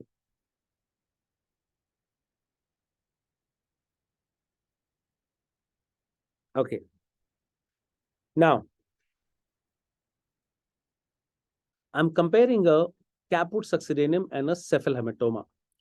How long does it take for this one to disappear? Yes, that's the MCQ. Disappearance of a cephalhematoma. See, a cephalhematoma is limited by the suture lines. See, a cephalhematoma is limited by the suture lines, but a caput which is in the subcutaneous plane will cross the suture line. So caput succedaneum is swelling of the head, and cephalhematoma is an injury on the head. So when does a cephalhematoma disappear? How many days? It takes weeks. Yes, it takes weeks. It can take 2 to 3 weeks. A month also it can take 2 to 3 weeks. When does a caput succedaneum disappear? So disappearance of a cephalhematoma 2 to 3 weeks, and a caput will disappear in 24 to 48 hours. It appears at birth. It appears at birth. This will appear at 2-3 days, at 1-2 days. It doesn't present at birth. So cephalohematoma is not seen at birth. The injury happens at birth, and then tomorrow or day after, you will see this cephalohematoma. All right. Okay. Please, cephalohematoma can cause so much of blood loss because the volume of the baby is only 10 ml per kg body weight. 100 ml, I'm so sorry, 100 ml per kg body weight. So if a baby is born 3 kgs and he's got only 300 ml of blood and around 50 ml of blood is there on the caput, so that is going to cause anemia to this baby. Okay, so this baby with the cephalohematoma may even require a blood transfusion. This baby may also have a jaundice. All right.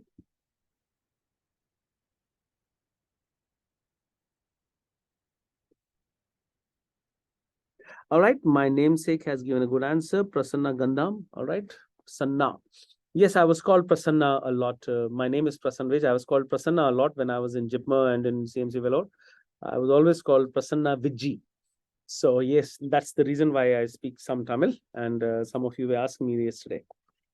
So yes, my name is Prassan Vij, but my friends from the south still call me Vijji.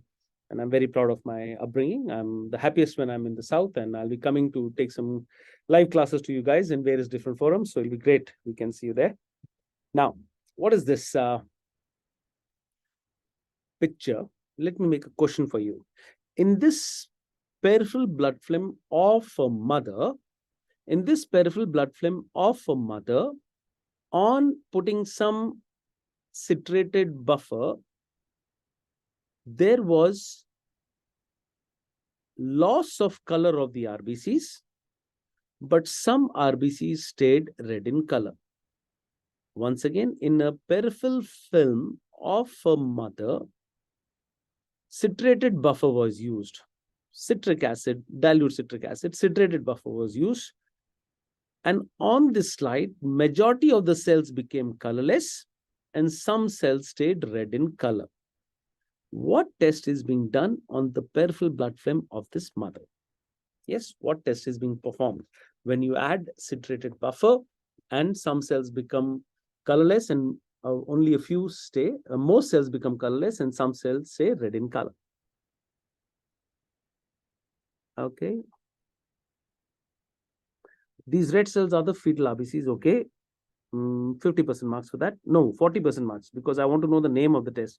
Acid elution test is a correct name. Dr. Rahul is correct.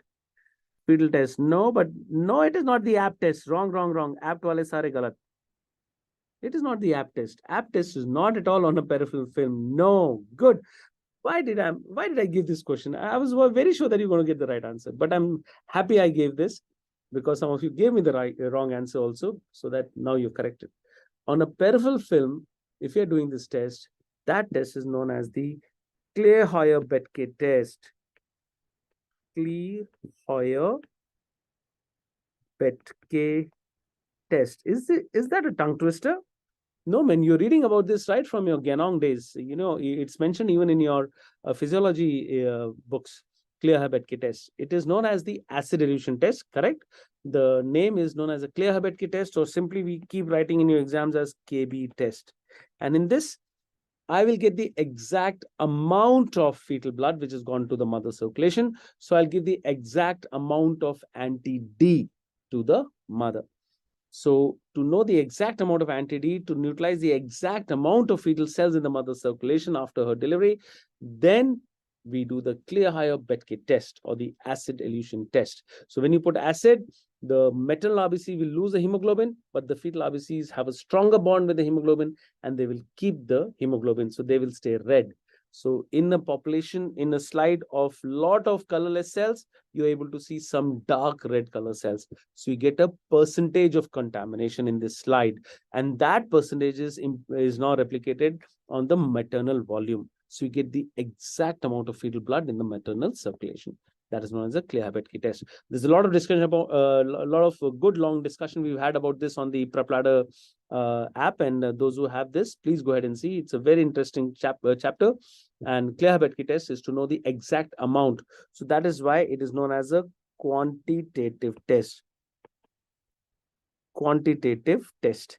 Now, what is the app test? App test is done when a patient has bleeding from the vagina and she's pregnant, I want to know whether this blood is fetal blood or maternal blood. So AB test is done on the blood which is come out of the vagina. And if it is fetal blood, I'm more worried because fetus has only, yes, 100 ml per kg body weight. So roughly 300 ml of blood. So if baby loses even 100 ml, he's about to die. But if a mother loses 100 ml, she's still safe because she's got 6 to 7 liters of blood at term.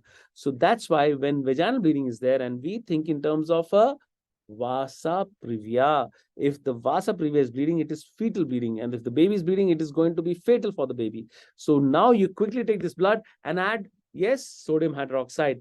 And that will make the blood colorless. Then that means it is metal blood. If it stays red, it is the fetal blood. So I'm just doing a distinguishing. I'm just doing a distinguishing between the fetal and the metal blood. So just to distinguish between fetal and metal blood, we do the AB test. Give these sodium hydroxide and the red cells become colorless, it is metal blood. If they stay red again, if they stay red still, then that is what is known as the fetal blood. So that is just to distinguish. Now, how much of blood from the fetus has gone to the mother in transplacental bleeding or a trans fetal-metal hemorrhage in Rh negative pregnancy? There we do the clear Haberdasher test. That is a quantitative test. So AB test is a qualitative test and KB test is a quantitative test. All right. Chalo. So 1, 2, 3, and 4. 4 maneuvers are being done on a pregnant lady. And these are also known as the Leopold maneuvers. Leopold maneuvers. This is 1, 2, 3, and 4 maneuvers are done. And in these Leopold maneuvers, the first maneuver is on the fundus, the fundal grip, then there are the lateral grips, then the first pelvic grip, also known as the third Leopold maneuver. This is the first pelvic grip or the third Leopold maneuver, and the fourth Leopold maneuver is known as the second pelvic grip. Please remember the second pelvic grip is done facing the mother's feet and the first pelvic grip is done looking at the mother's face. So please don't interchange this. Sometimes these some of the books are giving this as opposite. I don't know why. First pelvic grip is facing, looking at the mother's face. And the second pelvic grip is facing the mother's feet. So first pelvic grip is also known as the third Leopold maneuver and the second pelvic grip is also known as the fourth Leopold maneuver. What is the MCQ here? Which one of this grip gives the maximum information about the lie, the flexion or the extension of the head, the engagement or the non-engagement of the head? Which one of these grips is the most informative grip? Yes, that is the MCQ. All right, now that's the answer I want to see. Let's see what you guys are answering. Pollic 3. There's no Pollic 3, guys. So a Pollic bhi aapko, you have to know. So first pelvic is also known as the first Pollic. The second pelvic is also known as the second Pollic. Okay. So third Leopold maneuver is known as the first pelvic or the first Pollic, and the fourth Leopold maneuver is known as the second pelvic or the second Pollic. All right. So we use Pollic and pelvic interchangeably. So do not get confused there. Now tell me which is the most informative. So guys, only Dr. Sachin and Dr. Arun are correct and Shreya is correct. So yes, the fourth grip, the fourth maneuver, fourth Leopold maneuver, also known as the second pelvic or the second Pollic maneuver. This is the one which is the most informative. You can see whether the head is engaged or not. You can see whether the head is flexed or extended, and you can see whether it's the breech or it's the head. So most informative is the fourth Leopold or the second pelvic grip. All right, guys. So do not confuse between first and second pelvic grip. Okay, please just take a picture of this and please remember this for your life. Those are going to be obstetricians, and at least for the next 15 days, those are going to get seats in other subjects. All right, chalo. Now, what is the cause of this kind of baby? The most common cause of this fluffy baby is, come on, tell me. That's the MCQ. A mother delivered a baby who died within half an hour of birth, and this baby has very obvious swelling all over the body. What is the most common cause of this happening? Thalidomide. Did I show you focomelia here? The hands are all right, man. The hands are too swollen. This other hand is slightly bent like this. So don't think it is a focomelia. No, the hand is proper. It is only just it is too bent and it is too swollen. Overt diabetes mellitus. Okay, fine. You're saying it's a big baby. It's looking, see, come on, guys. It's looking like a baby who is edematous. It's not just a baby who is, look at the neck. It is so full of fluid. Look at the face. It is a big baby is diabetes, correct. But this is a swollen baby, guys. So this is a hydrops fetalis. So my MCQ is slightly, it's not tricky. It is just that we assume that it's hydrops fetalis, and now I'm asking you, what is the most common cause of hydrops fetalis? That's the reason why this picture was given you. Hydrops fetalis, fine. Hydrops fetalis, ठीक है. Polyhydramnios तो mummy को होता है यार, नीलम. Polyhydramnios is fluid in the mother. Okay, the mother has polyhydramnios. Hydrops fetalis, that is assumed. It is hydrops fetalis, guys. What is the cause of this picture? That's what was the MCQ. Hydrops fetalis, no marks. Okay, 1 out of 100 for that. If you recognize that this is hydrops fetalis. Now, come on, tell me, which is the most common cause of hydrops fetalis? ABO incompatibility, RH incompatibility. Guys, good, I gave you this. This is non-immune hydrops. Non-immune hydrops is the most common cause of hydrops fetalis. Most common cause. Another cause of hydrops fetalis is RH isoimmunization. So we call it immune hydrops fetalis. So RH isoimmunization, please go ahead and read the chapter on the PrepLadder forum or on the PrepLadder notes, please. In the chapter of isoimmunization, I've followed it up with non-immune hydrops so that you can correlate. So a baby born with full of fluids, that is known as a hydrops fetalis. It is mostly non-immune hydrops, and it can also be immune hydrops, which is RH isoimmunization. Now, what is the most common cause of hydrops? Non-immune hydrops. Now, what is the most common cause of non-immune hydrops?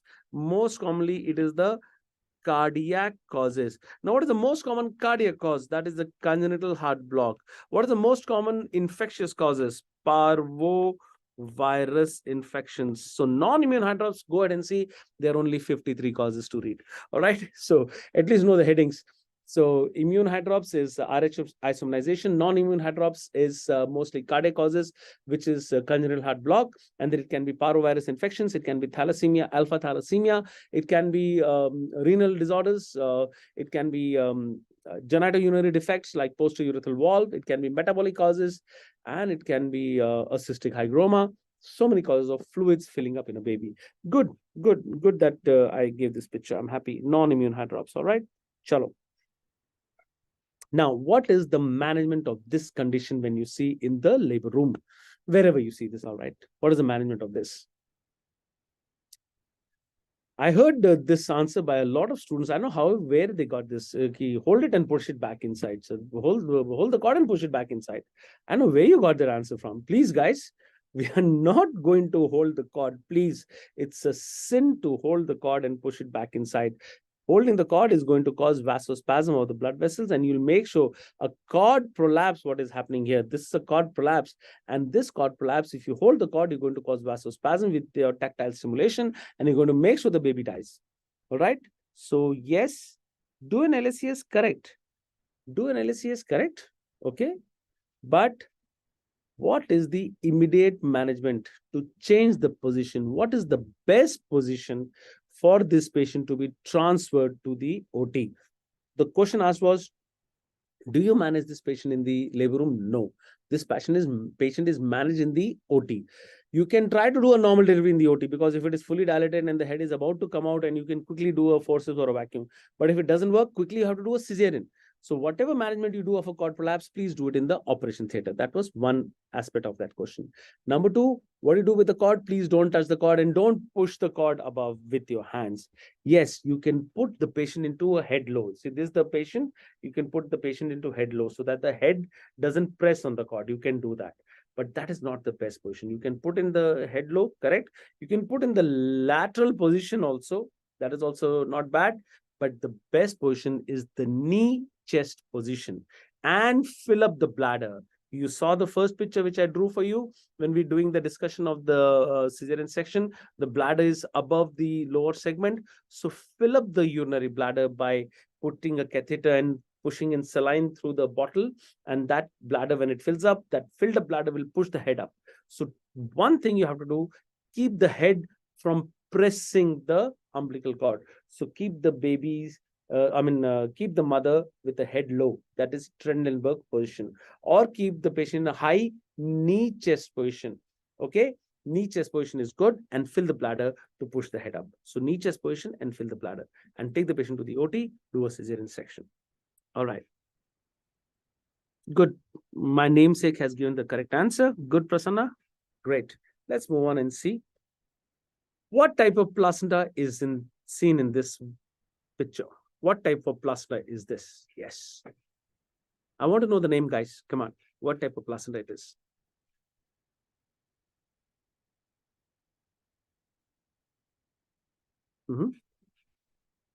Enough time?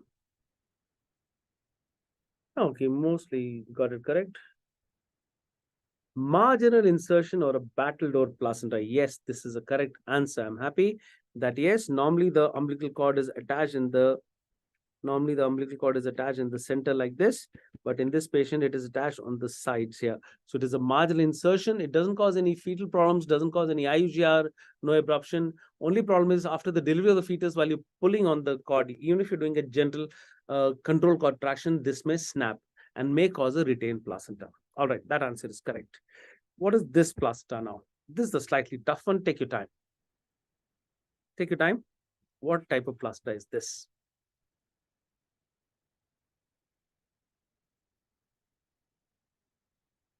Yes. This is not marginal. This was marginal. See, at the margin. What is this? Everything is not marginal, Pankaj. Yes. Yeah, a lot of you got correct. See this? This is another cesarean which I had done, I think, a year back, COVID time. See this? Doubled up membranes. Can you see this? The membranes are folded on the periphery of the placenta.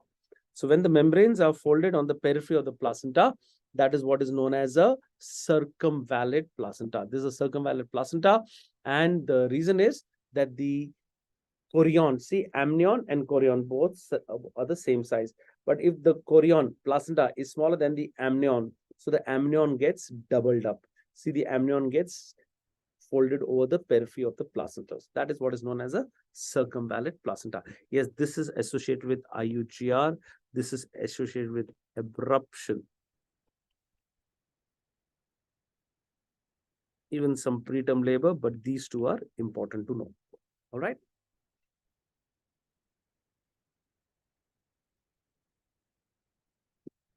Okay. This probably, I don't know. I just thought I'll ask you guys. I'm not the best person to teach you this. In this peripheral blood film,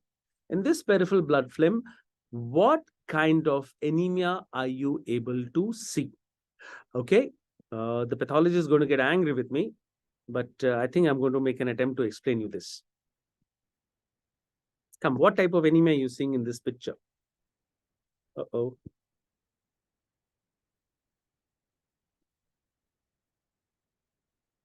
I don't know what happened.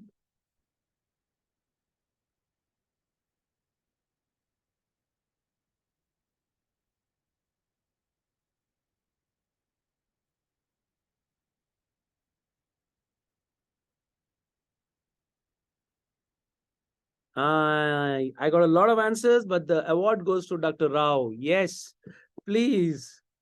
Everybody can see these are small RBCs which are hypochromic, but Dr. Rao, you got it correct that they are multi-banded neutrophils. Yes, multi-banded neutrophils. That is what is correct.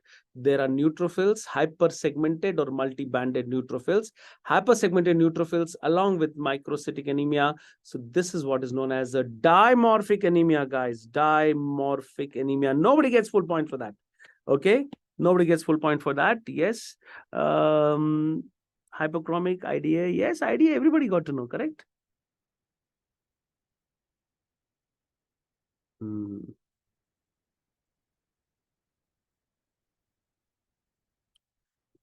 So yes, Dr. Rao, I would have been very happy if you had answered the dimorphic anemia. There are two morphologies. See, one morphology is the RBCs are very small, microcytic, and they're hypochromic. There is less color, so there is iron deficiency anemia. Along with that, there is megaloblastic anemia. So when two pictures are seen, we call it a dimorphic anemia. Guys, what is the most common anemia of our country? What is the most common anemia of pregnant mothers? Yes. Please do not say iron deficiency anemia. Now, that is where you're wrong. Iron deficiency is not the only deficiency of pregnant mothers. Please, pregnant women in our country are not only just getting iron, they're not getting everything else. They're not getting food, guys. Food is the deficiency of our pregnant mothers. Our pregnant mothers are poor in our country, and poor women don't get food to eat. So food is the deficiency. So that's why nutritional anemia, they don't just have a deficiency of iron, they have a deficiency of B12, folic acid. So that's why you get megaloblast.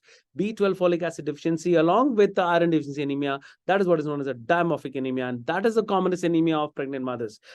If I ask you what is the commonest anemia, nutritional anemia or the dimorphic anemia, please, if I ask you, are pregnant mothers iron deficient in our country? Correct. More than 90% of them. You are correct. Is iron deficiencies common in our mothers? Very common. Are mothers anemic at all? Yes, they're always anemic. Do they require iron supplementation in pregnancy? Correct, because iron deficiency is there. You are correct with all of that. And you must give a deworming also to pregnant mothers because worm infestations is rampant in the country. But please just don't take care of iron deficiency. Even today, I got 3 pregnant ladies who are early pregnancies and they have conceived with our IVF treatment. And moment they get pregnant, I do their B12 and folic acid levels and also their vitamin D levels because there are multiple deficiencies which manifest and can cause pregnancy problems. And 3 pregnant ladies came out to be B12 deficient, and they're all vegetarians, and they were having folic acid deficiencies also. So we have to give them these supplements to make sure that they're not having a bad pregnancy. Please remember, I'm talking about as recent as today's OPD. So please, it is not just iron deficiency, it is multiple deficiencies of pregnant mothers in our country. So nutrition anemia is commonest. Okay, chalo. Or dimorphic anemia, like we say. Okay, in this type of pelvis, 4 types of pelvis I've shown you, which is the most common. So that is what is easy. Most common is gynecoid, which is the second most common. Yes, which is the second most common type of pelvis. Now, let me see your answers.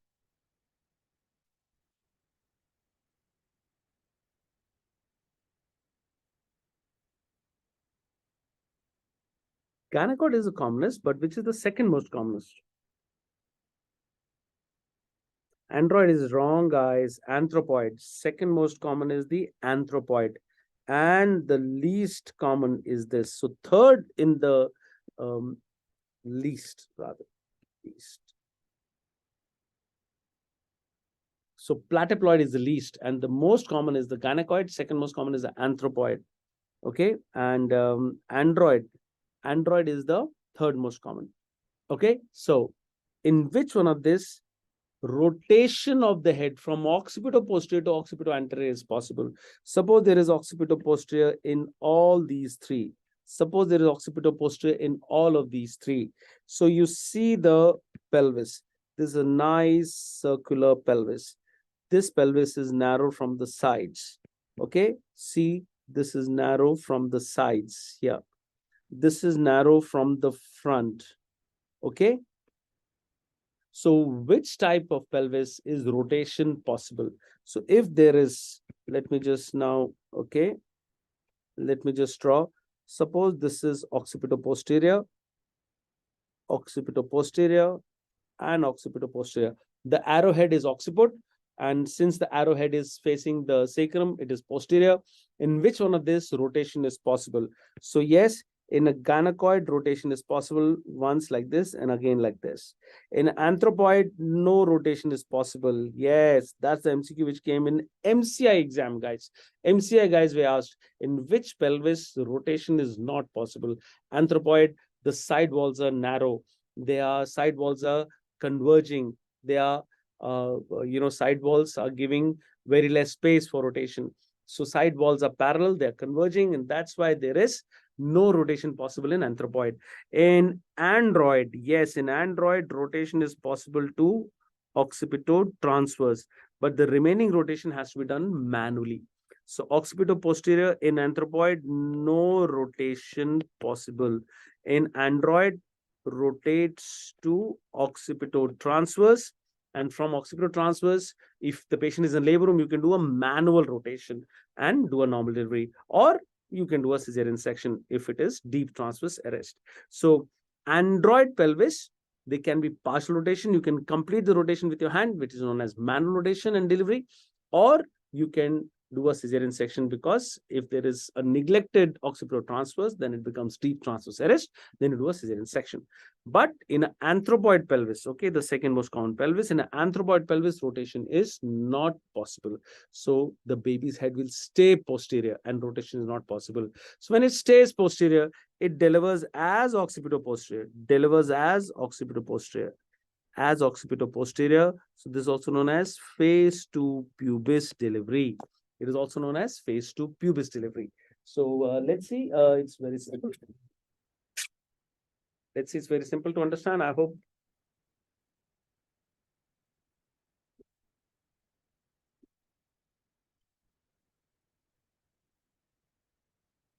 So this is occipito anterior, this is occipito anterior, and the occiput is anterior and the face is below. This is what is the normal way of delivering, occipito anterior. But if it is occipito posterior like this, if it is occipito posterior, in a anthropoid pelvis, rotation won't be possible. In a gynecoid pelvis, it will rotate and it will become occipito anterior again. It will become occipito anterior again. But if it doesn't rotate, and stays occipito posterior, it'll deliver like this itself. So you can see the face of the baby. Can you see? I don't know whether you can see the face of the baby. Okay. No, I think this is the best way you can see it. Yes. See the face of the baby. If it is occipito posterior, and it doesn't rotate, then it delivers as occipito posterior, and the face of the baby will be facing the symphysis pubis. So yes, occipito posterior actually delivers.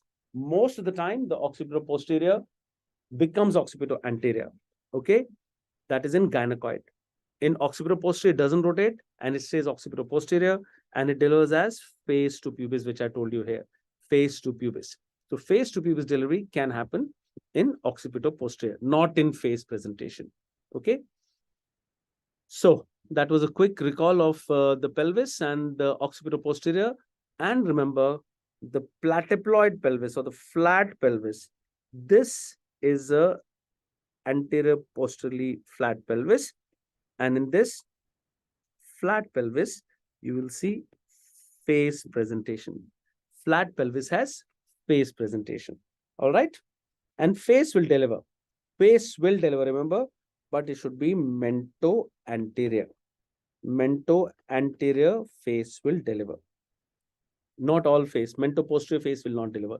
Mento posterior has to rotate and become anterior.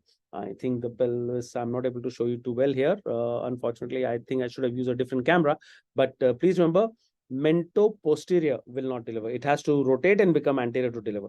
If it stays mento posterior, do a cesarean section. If it is mento anterior, you can do a normal delivery. So face delivers. Okay. Flat pelvis has face and face delivers. Please remember that. Now, in this picture, it's a cut section through the perineum, and I'm doing a episiotomy here. Okay, and now I'm taking it off. I'm not going to show you much longer. Which muscle is not cut in a episiotomy? That was the MCQ. Which muscle is not cut in the episiotomy? So I'm giving you the choices: bulbospongiosis, transverse perineal muscles, ischiocavernosus. Bulbospongiosis, transverse perineal muscles, and levator ani. One more choice I'm adding.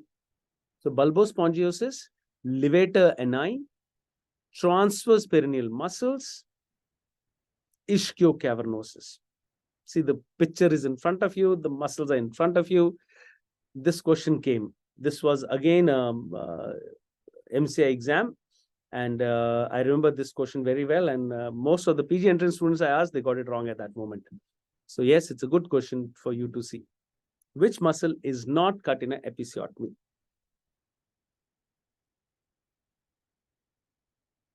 All right, that was not bad because I think I gave you the picture here in front. So yes, the ischiocavernosus, see, I've highlighted here for you to understand, okay? See, the ischiocavernosus is way away, okay? Ischiocavernosus is not cut in a episiotomy because the episiotomy is here.